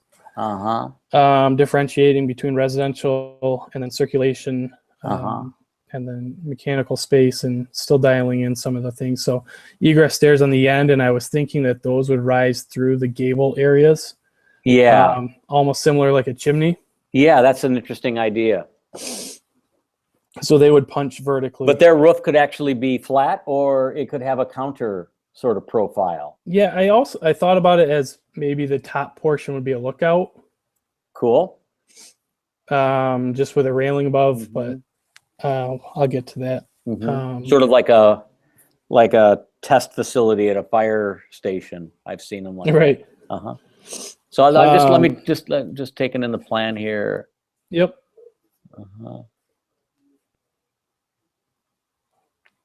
Okay, keep going. So the second floor of this is almost a carbon copy. And the orange is like an outdoor terrace? Yep, outdoor space. And that provides some nice glass opportunities then for instance, for the 796 and the 685 unit. Right. Right? That unit has 1, 2, 3 outdoor facades. Yep. The 796. Gotcha. Is the white squares near the stairways an opening in the floor? Yep. Uh-huh. So that will help transition vertically. Uh-huh. Okay, let's go to the next one. And then the third floor. And I don't know how well this is going to be because I technically only have one means of egress. Yeah, I know. Egress, but I'm going to run through it and just kind of forget about. Okay, I'm with you on that. I mean, because we could do the blue, we could do the stair with the opening in it, that communicating stair, that could, in another iteration, become enclosed. It could, but I was trying to keep it open. I know, I understand that. Yeah, but I guess there's ways around it. So the occupant load is pretty small up there, though, too. That's the other thing. Yeah, and then this would be just a central outdoor space for everyone. Yep. So that's that floor plan. Gotcha. This is the long bar, and So I'm look trying. at the ground floor. Yeah, the ground floor is the bottom. These are beautiful drawings. I love the way you're doing them. I love the way you're kind of feathering in all of the site detail in a gray, and then color coding the subject. Yeah, so I was literally working on the color coding as you were speaking with everybody else, and the problem I was having is trying to keep this in 11:17 format and make the plans at least legible. Right. So I think numbering is just going to end up being the way it is. I think numbering's fine. There's a lot of things in these drawings that we can tell, stairways, elevators, you don't even need to put a number in them because we kind of know, right? Yeah. Elevators, the square with the X in it, right? Yeah. Stairways have the treads and the blah, blah, blah. Okay. So the ground plane is, as we talked about, the end cap here at the east side. This would be like a community gathering space, dining hall almost, board meetings for the city if they want to, or it could be rentable space to just to rent out for an hour or two. Possibly a kitchen with it to feed that. And then mechanical space for the rest of the apartments.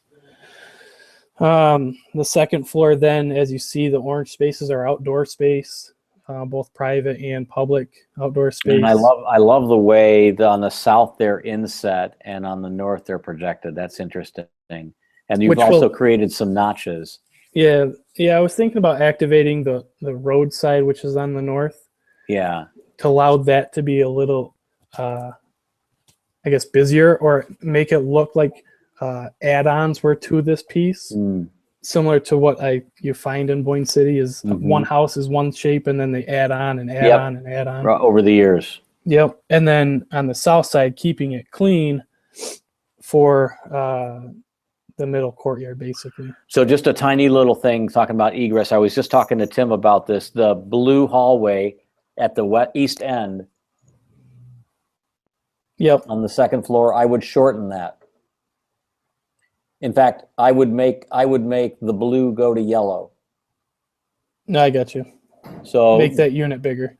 Yeah, and therefore the fortune cookie unit is a little bit bigger. Yeah. Right? Yep. Just so that you're not getting too far in that travel distance. I got you. I also think it's interesting that I can, in the gap between the razor blade and the second floor balcony, that blue sort of like lobby room, I'm able to look down and I'm able to look out from there. That's pretty interesting. Spatially, that would be a good place to cut a section. Yeah. Okay, keep going. I'm excited about this. So then as we transition, and from the 3D model, I start to lose space. This is an interesting thing with this spine building. You can do that because you still have maintained the egress components at the end. And then that's where I had to put them in the tall piece of the roof. Yep. And then what I was thinking about is that these individual smaller units are 2 floors inside. Cool. Like with an interior stairway, like a spiral or whatever. Right. The remark I just made about the blue hallway, Yeah. I might say do that here, but I think it's going to impact your massing and your elevation. So I don't know that I'm going to tell you to do that on the top Yeah, I plan. thought about like on the third floor here is that this could cut through the angled roof piece and the Yeah. outdoor space. And Yeah. maybe similar up here on the fourth floor. And Okay, then let's keep going. again, just punching in the south side, punching out on the north. And then on the fifth floor, you just get the second floor of those individual units. Right, and the stairways in them take you down Within- to the egress component. Correct. Mm-hmm. Mm-hmm. This is where I've kind of am Yep. working on the fitness unit. Yep. You probably Um, want another set of wall and doors between the lockers so that you have kind of a vestibule there. Yeah. And oh, I see. Yeah, you actually have the doorways in that atrium that go all the way through. That's interesting. And that would be like, Uh-huh. I don't know if you can see my cursor, but I this do. facade here would be glass. Yeah. This facade would be glass, and then you can punch through and see through it. I might lighten the 3-story climbing wall about 15%. And I would definitely leave the title there because I didn't realize that when I was looking at it in the other drawings. Right. Now I know what it is. So I'm still, working on these floor plans. But these are my ideas. You're walking up the stairs on one side of the wall, you're climbing it up on the other, which would be pretty cool. And then again, trying to think Four Seasons that this could be a place where birthday parties, you take your kids to the climbing wall, which would be a lot of fun. Very cool. And then getting on the Yep. second floor of this, Yep. pool lookout, open atrium. You might climbing want to wall throw still some goes through. bathrooms up there. Yeah, I said bathrooms, fitness rooms, Yeah. spinning classes, Mhm. yada, yada, yada. I still got to do it. I mean, I know that people will use the locker rooms, but like if a kid's got to go to the bathroom while there's a party up there Right. or whatever, just single occupant toilets or a couple of those might be all you need. All right, keep going. And I don't have a third floor yet on it. Okay. So that's where the floor plans are. And then, like I said, I'm still transitioning between 3D model and floor plan. Cool. So this punch through is not what you actually see. But that's it. This is the courtyard or the boardwalk. Yep. And that's the rock climbing building. At the end, yep. Yeah. These are the cabins on the left. And then on the right is the main bar. The bar. Apartment building. This is looking at it from the amphitheater. Yeah, sorry. You see the individual cabins, the apartment building, and then the tower stair chimneys are gonna will be end caps to them. And then you can see the bar unit behind it.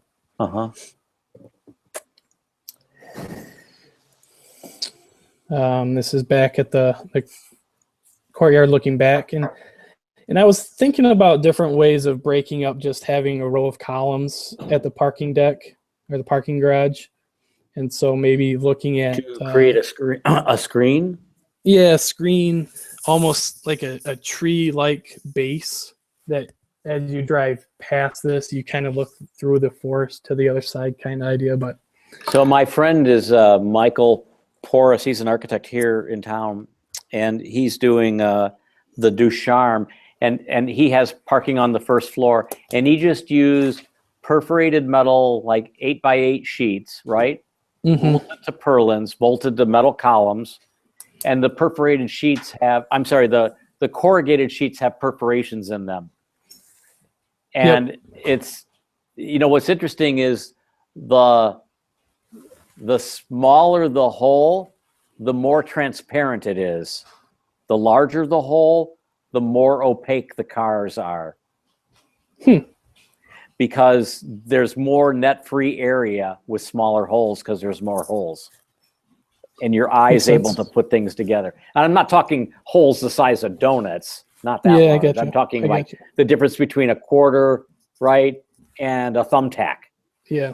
When you do more quarters, you actually see less. It's not. interesting. It's because you're almost like 50-50 in terms of net free area, 50 of opaque to 50 transparent. So I like that idea. That could be very interesting. You know, the other thing. So, and I don't know what your materials are going to be and how you're going to Not sure yet. approach them, but Yeah. I thought the cabins would be more of the shingle style. yeah, but real I think clean. maybe like have you seen like the Japanese cedar, the charred cedar? I saw on Fixer Upper they charred the wood as a siding and as a natural finish. Yeah. Yep. So it's like charred cedar siding. Right. So it has a really interesting texture and luster, and it has a direct skin application. I could see the cottages going that way for you. The bar building is a bit trickier. That may need to be more of a like a vertical metal panel, and it may need to be in like with horizontal lines to it. It may need, but it has definitely a kind of up north vibe to it. I gotta say, I like that about it. It's tough to try to transition the stigmatism of architecture and modernism and trying to get that to. So here's where I'll take you. I'll tell you to look at the work of Alvar Aalto. Okay. He's a god. He's just a total motherfucker. He was amazing. I would look at his work, Aalto. Mm-hmm. Hopefully you studied him in history class. Mm-hmm. He died in 1969, so he was a late modernist. And another one is Sigurd Leverentz, Leverentz,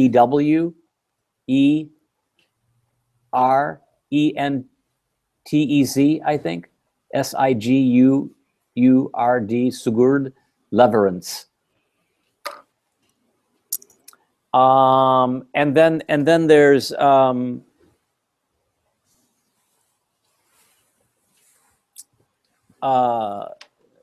Pietala, is that his name? Let me type it in.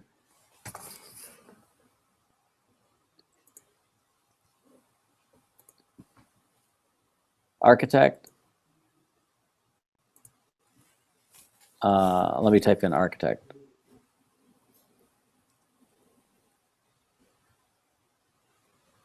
Yep.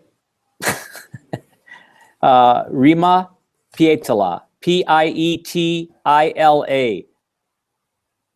I would tend to look at some of their. So these are like Nordic Swedish architects, Right?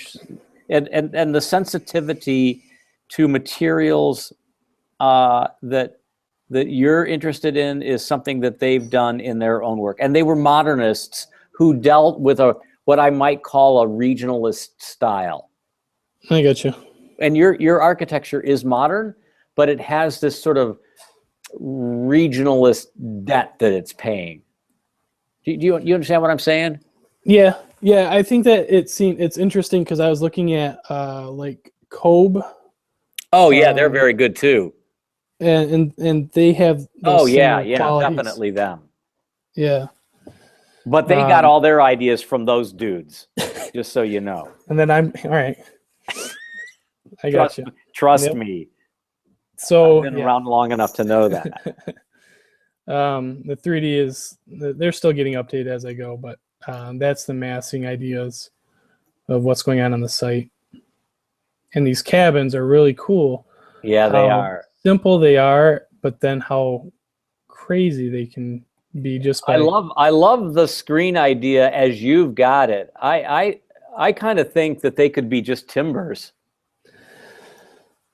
Yeah, which would give a little bit more of the up north quality. Yeah. Can you orbit around so I can see your street view? Yeah, I definitely think you do it there too. Yeah. So you could see, and I did this in another model and just brought it in for right now just to get the idea across. But And then there's more balconies too. Yeah, and maybe they need to be a little bit bigger. They can be bigger even though the balcony footprint might be more restricted than the actual element. Do you know what I'm saying? Sure. Just to give you a little bit more sort of presence to those. This is really kind of an intriguing project. I never saw this evolving this way, so I'm really kind of, well, I said it earlier, I'm kind of excited to see how you've taken this. It's a work in progress. Keep working. I'm around on Wednesday if you want to visit. Yeah, that's where I'm at. Okay. Drew, thank you. That was fun. Thanks. All righty, keep grinding. Bye. Okay. Hey, Mark, it's me. Hello. Hey. The power's back on at my house. That's good. Hey, I'm in Southfield. You should have popped over. Is that LTU? Yeah. Can you I tell? I should have had. Could have came over there. See, I got I'm in the room next to the grad studio. Yeah. Right. Everybody's like walking by, and they're all going, "Why is Farlow here?" But my wife communicated to me that we have power back on, and so I'm immensely excited about that.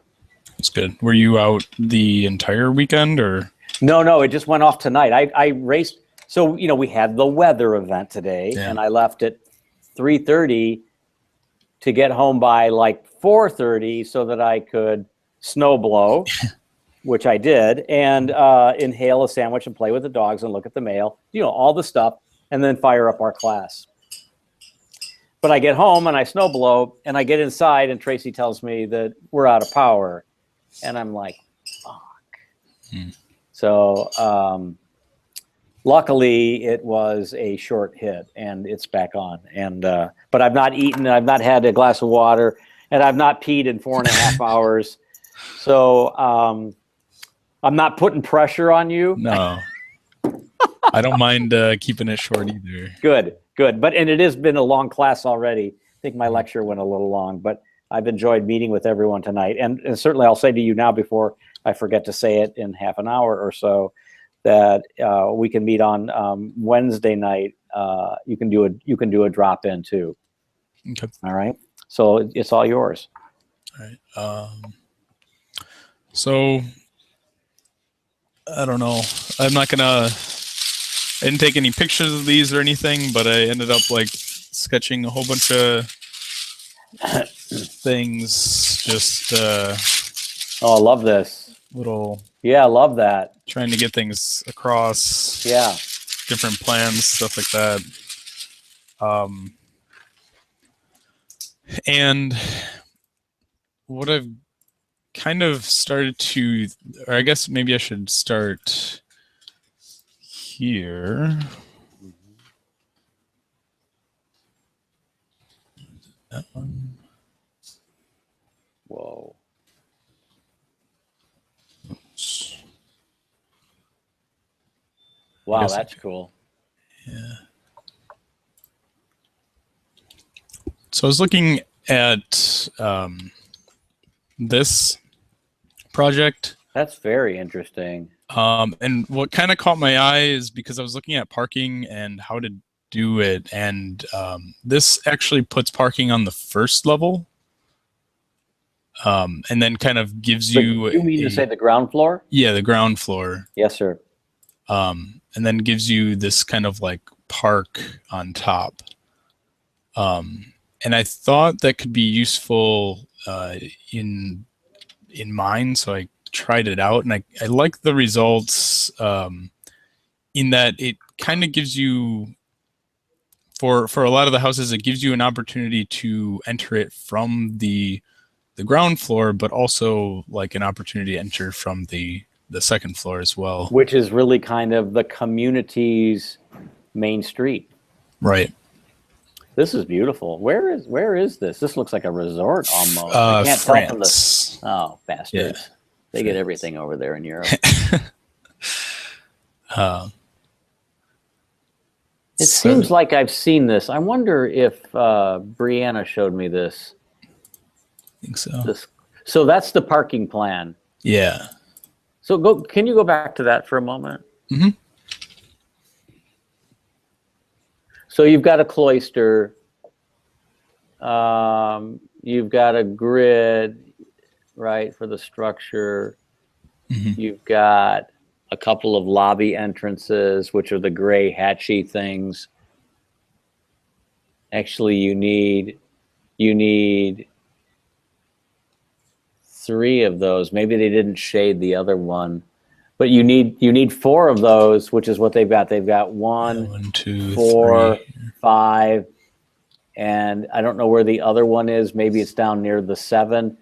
But you need it. It looks, because these are all like disconnected buildings. Yeah, and these ones though down here in this corner were only like 1 or 2 stories. That's why there's no entrance down there. Yeah. That's why. So I figure they just kind of come So out they here. did the lobby piece as a way of getting you up or in and up, and then you do the stairs at the ends. Looks like they only have 1 stair though for each piece, which is another thing that pisses me off about the Europeans. Because they only, you understand what I'm saying? Go to the next plan, Mark. Can you zoom in? Is it possible? It's still pixelated. It's kind of. Did you save the image? And I can try that. sometimes they don't let you do it because it's. I'm just wanting to know if there's a second stair up there. Yeah, I have to do the account.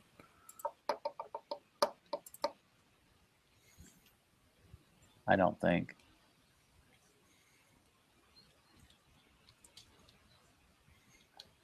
See where number 5 is? Yeah. That's a stair on its own. Oh, this guy. Yeah. Here. Or which number 5, I guess I should say. Well, there's 2. I see that. I don't know what that means, but the 5 that's got the stairways in it. Yeah. I think those were like individual little.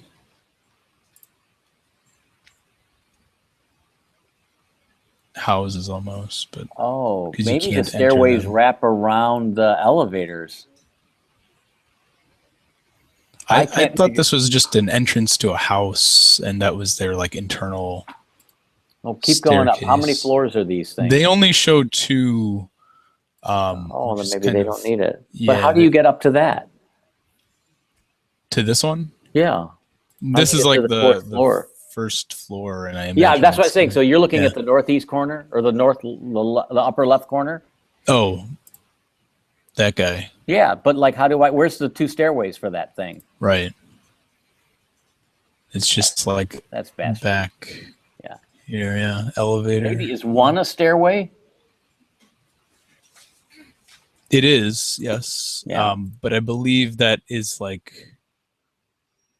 It could just be it wraps around. It just takes you from, yeah. Yeah, it kind of just comes up. But I think so. What I think is the premise of concealed parking to privilege open space, which is something we've been talking about, right? How do we find some parity between open space and density? This starts to talk about that. Yeah. In a very sort of direct and strategic way, and then the idea of like a neighborhood of housing typologies, right? This is a good example of that. And at the same time, not only a neighborhood, but creating kind of a variety of these things. That's very interesting. Good project. Right. And formally, I actually like the language of it. I appreciate the. I appreciate the sort of houses on this landscape. This is like up high on the roof. Yeah. And then I appreciate it there on the low roof, and then I you know what I'm saying? So there's kind of an interesting deployment of the archetype, the sort of Loget's primitive hut, right? The gable. I also think it's interesting how the gable has different facades and how some gables have like roof slopes that have skylights on them, and Mhm. how I the think that's like ridges water, change yeah. directions, Yeah. right? They always have an intersection. I didn't really look at that too much. But Yeah, now this that you is mention cool. This is cool.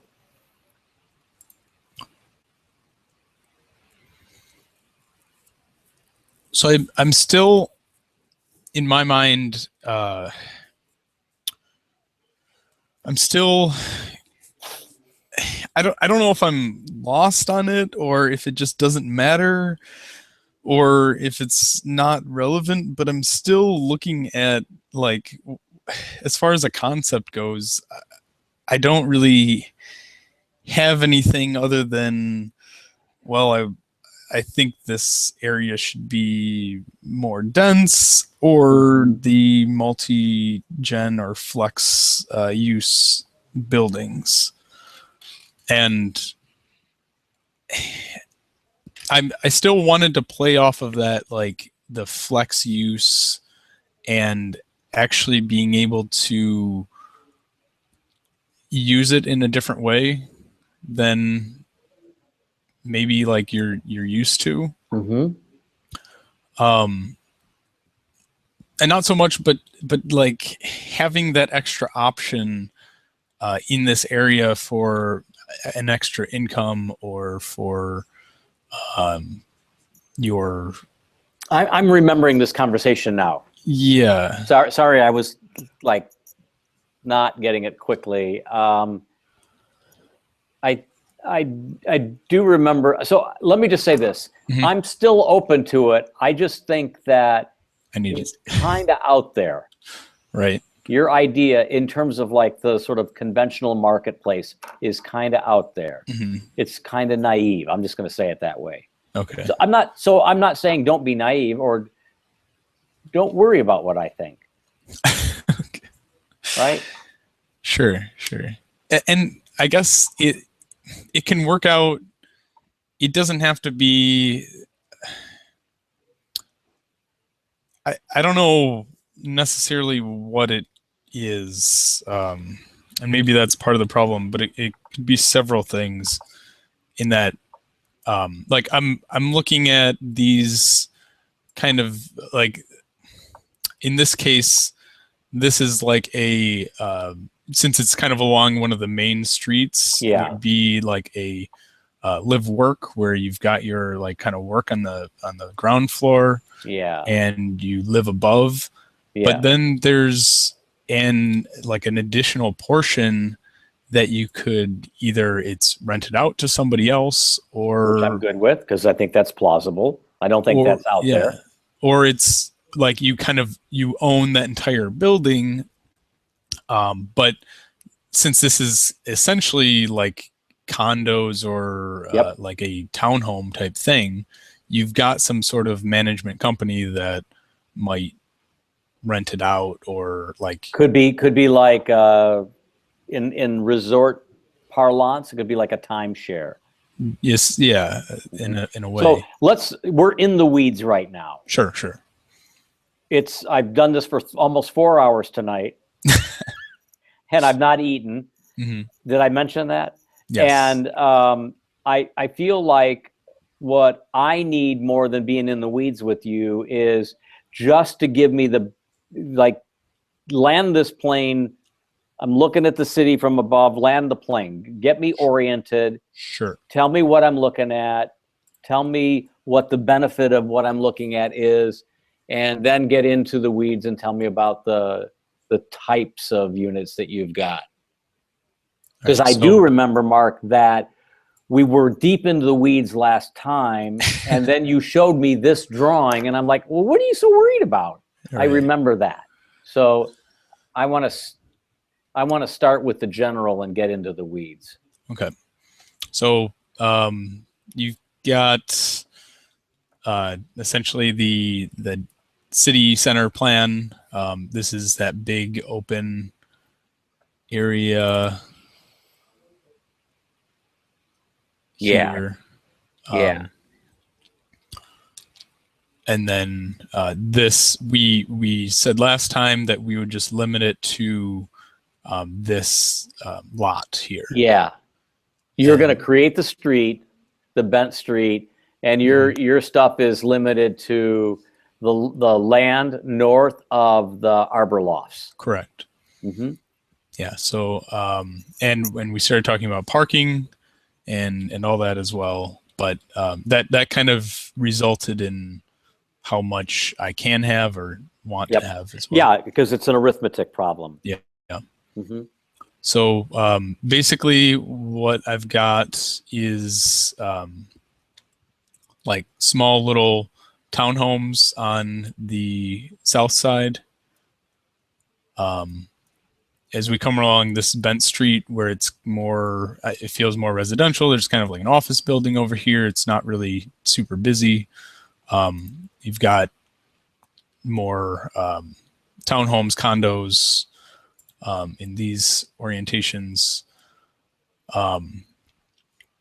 This I imagine as like some office space at the corner, or like retail on the bottom, small shop or a store. As you move into the main street area, it's basically shops, and this is where it kind of gets interesting, because in order to fit the parking in there, you can't have as deep of a retail space. Yeah, which is what I started looking at different cities and how deep their things are, and it's usually about 80 feet, which is... that's too deep. That's too deep. Yeah. You can get away with 30. 30? Yeah, because you can rotate the depth and make it frontage. Exactly. Right? The retailers want frontage. They don't need depth. Right. I guess it depends and on how many you could want. Actually be office space too. That's the other thing. I guess it does depend on how much, how small you want to split these up into. But I kind of said, well, in order to fit the parking in, you have to reduce that. I've got about like a 50-foot. 50 is like prime. That's like the go-to number now. But it can be down to 30 if you needed it. But I would never go more than 50. Actually, it's such a good prime that I wouldn't push it past it unless I was doing a mall. Right. Right. Because this ain't that. I guess I was looking at like Royal Oak, Ann Arbor, DC, like the Katie's Alley that we looked at, and they were anywhere between like 50 and 80. But there's some circumstances that are contributing to that, and I think this can be narrower. Which is fine with me. It's just like kind of because I don't think that you're going to have ground floor retail on all of the ground floor spaces. I think you're going to have lobbies. You're going to have elevators and stairways that are coming down.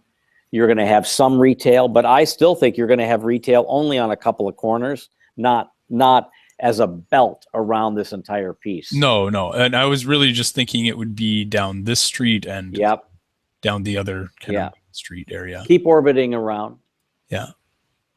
So kind of in response to the plan to the side here, this like angle that Constance's plan had, I sloped my building into it a little bit and create this opening to come up into the neat. Yeah, you've kind of like, what do they call it? Like kerfed it, right, in woodworking. That's very interesting. Basically any red is like vertical circulation. And I imagine I wanted to play with this facade a little bit more than it is, but just kind of blocking it out and trying to wrap my head around the size and everything. It's kind of where I landed. So Mark, is the stuff that ain't townhomes and ain't office, is it all the same thing? So Not necessarily. So these ones, although I imagine them as kind of the same general layout, but these ones over here would have residential on the first floor, whereas these ones would have like some kind of a business or shop on the first floor. Okay. But is it, so it's townhomes and townhomes over retail? Or is there like what of the missing middle product, what other varieties? I'm sensing kind of formal continuity or cohesiveness in here. And it's also, so which is in some cases, I think, a benefit, but I'm also thinking it might be a concern. I'm feeling like, and maybe I'm just like looking at it through tired eyes, but I'm feeling like there's maybe not enough variety here. Like is there like an apartment building here? Yeah, even I use the same or similar blocks here, but it's these ones were meant to be more of like an apartment. So like a double loaded corridor? Yeah. Apartment building? Okay, so that helps. You just use the sort of physical morphology of the other to mean something else. Okay, I feel better. Yeah. So like in here, you would have your like balconies on this side as well as on this side to kind of get both sides of the street or both sides of the building. Yeah. And then even on like I imagine this place as being kind of like patio space type thing for maybe there's like a restaurant on one of these sides that could be used for that. But also to access like some of the third story of the townhomes here. So I don't think I'm following. Or the green residential in the courtyard, is that sitting? Is the first floor of it on the roof of the covered parking? Yes. Lovely. So it just sits like how it is. You walk in first floor, and that's your building. And how do I get in there? Get into the building itself? Yeah. Do I come in from a thing down below? No, these ones, I considered that. Oh, you have the stairways up. Yeah, I've got some stairways on the sides that I want to make more dramatic. Yeah. Yeah, good. You made them like functional things. I think they need to be more urban in scale. Of course, yeah. Actually, Brandy has some of the same stuff going on. It's how intriguing. Yeah, I was seeing her. She did show that one with like the not ramps, but like the bridges between the things, and I was like, well, maybe I could. I don't know if I could really use that here. Yeah, that's interesting. It's not enough, but I did imagine these where you can access like here. You might come in the first floor. Yep. But then these small ones, I imagine you can come in from above too. Yeah. And you can kind of see how they're split into two different portions. Yeah, they're staggered. Yeah, that's where I got the like possibility of it's this unit that maybe this one's yours because this is like 1,000 square feet in itself. Next to yours. But then this one's like that apartment or that extra 700 square foot thing that you rent out or. So I love this. This is cool. Build into your own. The ground plane of the roof of the deck doesn't have to be completely opaque, Mark. Right. It can have giant portals in it with, obviously with railings around them, but that would be a way to bring natural light into a realm and always remind us that it's there. Yeah. And quite honestly, to ventilate it. But that could be one sort of aspect of it. That's one thing.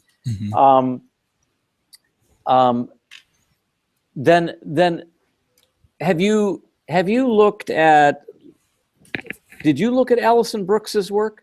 I don't think I did, no. Can you fire her up for a second and go to the project, go to images or her work? Oh yeah, you went to our website. So not that piece, but let's go down to Is it like education residential? that piece right there, Newhall. Mm-hmm.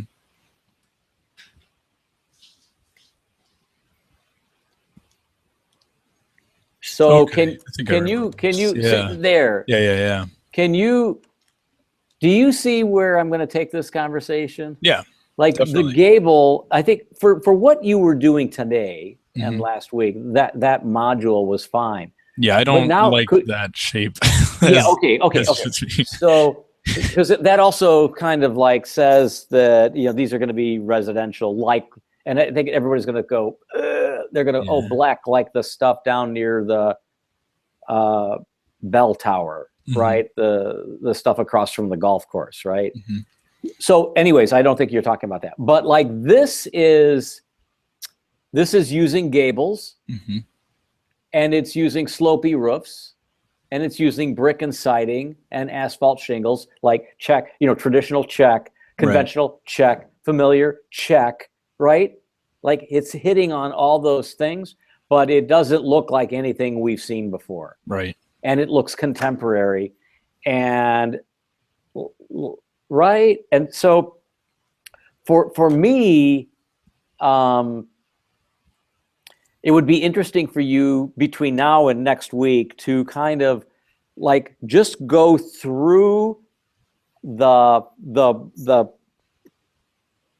architecture of the cloister, Mark, and start to like study each of the legs or each of the pieces, and try to imbue that work, those things, with a kind of a different sensibility, a sensibility that is consistent, right, in terms of how you are approaching it. That doesn't mean that it all looks alike, but is strategic. And I think her work is evidence of that strategic Right. Yeah. agenda. So that's one thing. Keep taking the elevator down and look at this.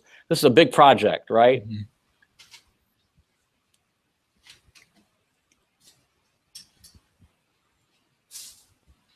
Like that's wonderful right there. That's wonderful.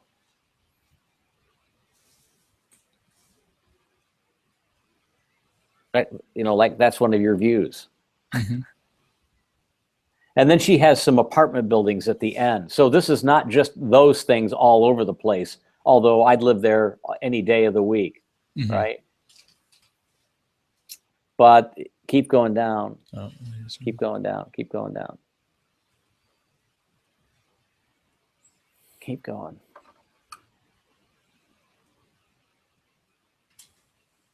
Then there's apartment buildings. Hmm. And you've got that too. And look how they have a different language altogether. They're chamfered, they're solid masonry things, Right. right? They have a different language. Keep scrolling down. I think you can, right? And you see how they have a different slopey roof. Mm-hmm. And you see how they're all kind of unified, but they're all unique. Yeah. Yeah. That tension is really kind of interesting. This is a really cool project. It's good. Yeah, it's materiality and Yeah, just real simple Shape. blonde brick, dark windows, black siding, black shingles, and then just like one shape repeated Mhm. for the townhomes. One shape repeated and mirrored for the sort of more extended buildings. Right. That the simplicity of that is really quite special. Yeah. That's why I basically at least had them as blocks because I wanted to Yeah. next step get some better I guess geometry Good. to them. I'm with you on this. I like this project. That doesn't mean anything, right? I mean, Right. I just enjoy talking to you about your project. Yeah, yeah. I'm gonna find all sorts of problems with it once we get into like the plans and Mhm. the elevations, because I don't know what you're hearing when you see Allison Brooks's work. I don't know what you're seeing when you see her work.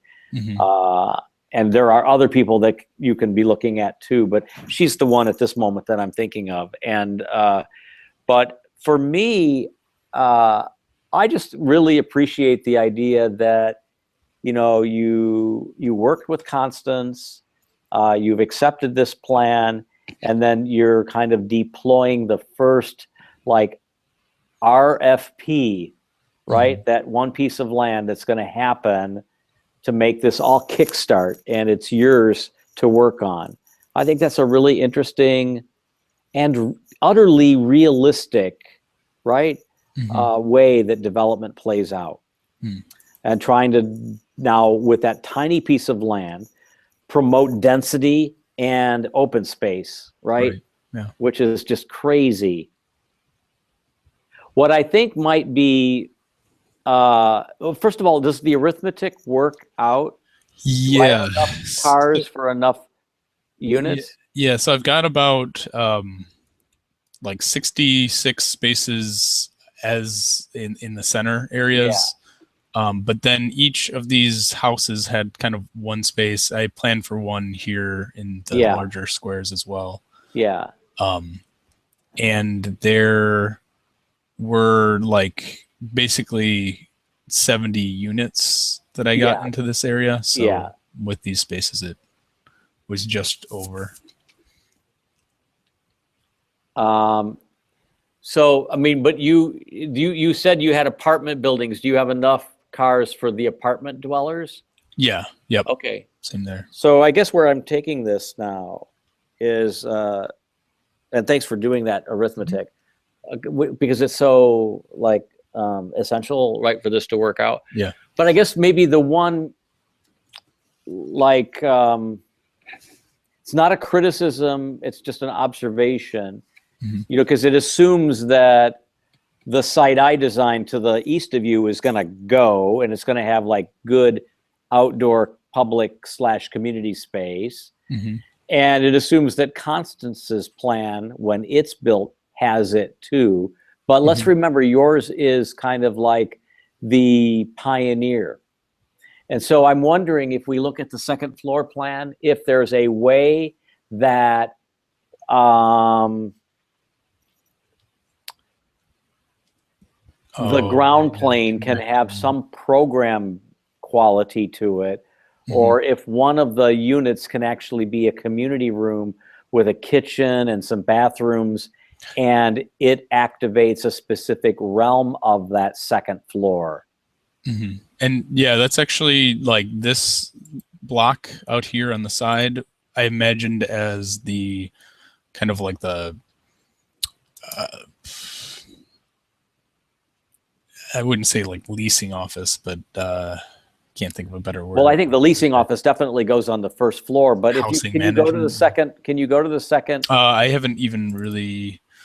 Well, go to the model then. Yeah.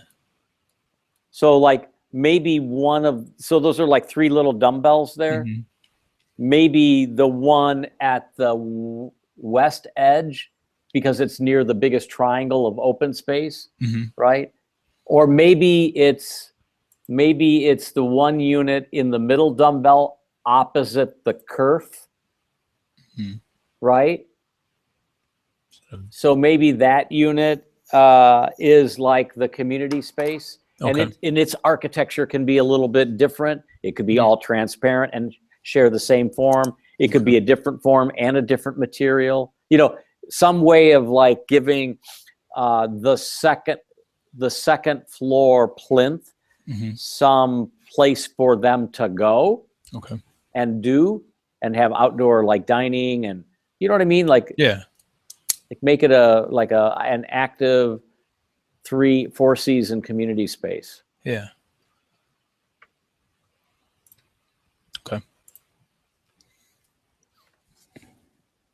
Keep going. I'm around Wednesday night if you want to go over anything that you've thought about, but I think got a lot of work. You do, and there's no question you do, but I feel really good. I feel really good about what you've been thinking about.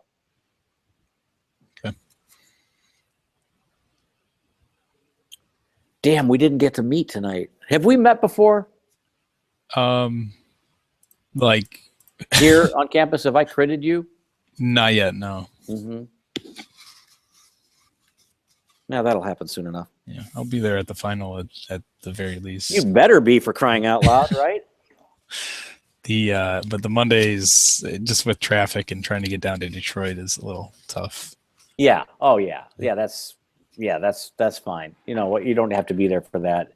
But yeah, I'm looking forward to meeting you in April, and then and because I'm having the people from the office join us next Monday night, we're going to do it down there as well. So, but if you left early, right, you could do that. But I don't want you to leave work early. Okay. Okay. Keep flying. Thanks. Okay, Mark. Thank you. Bye. Bye-bye.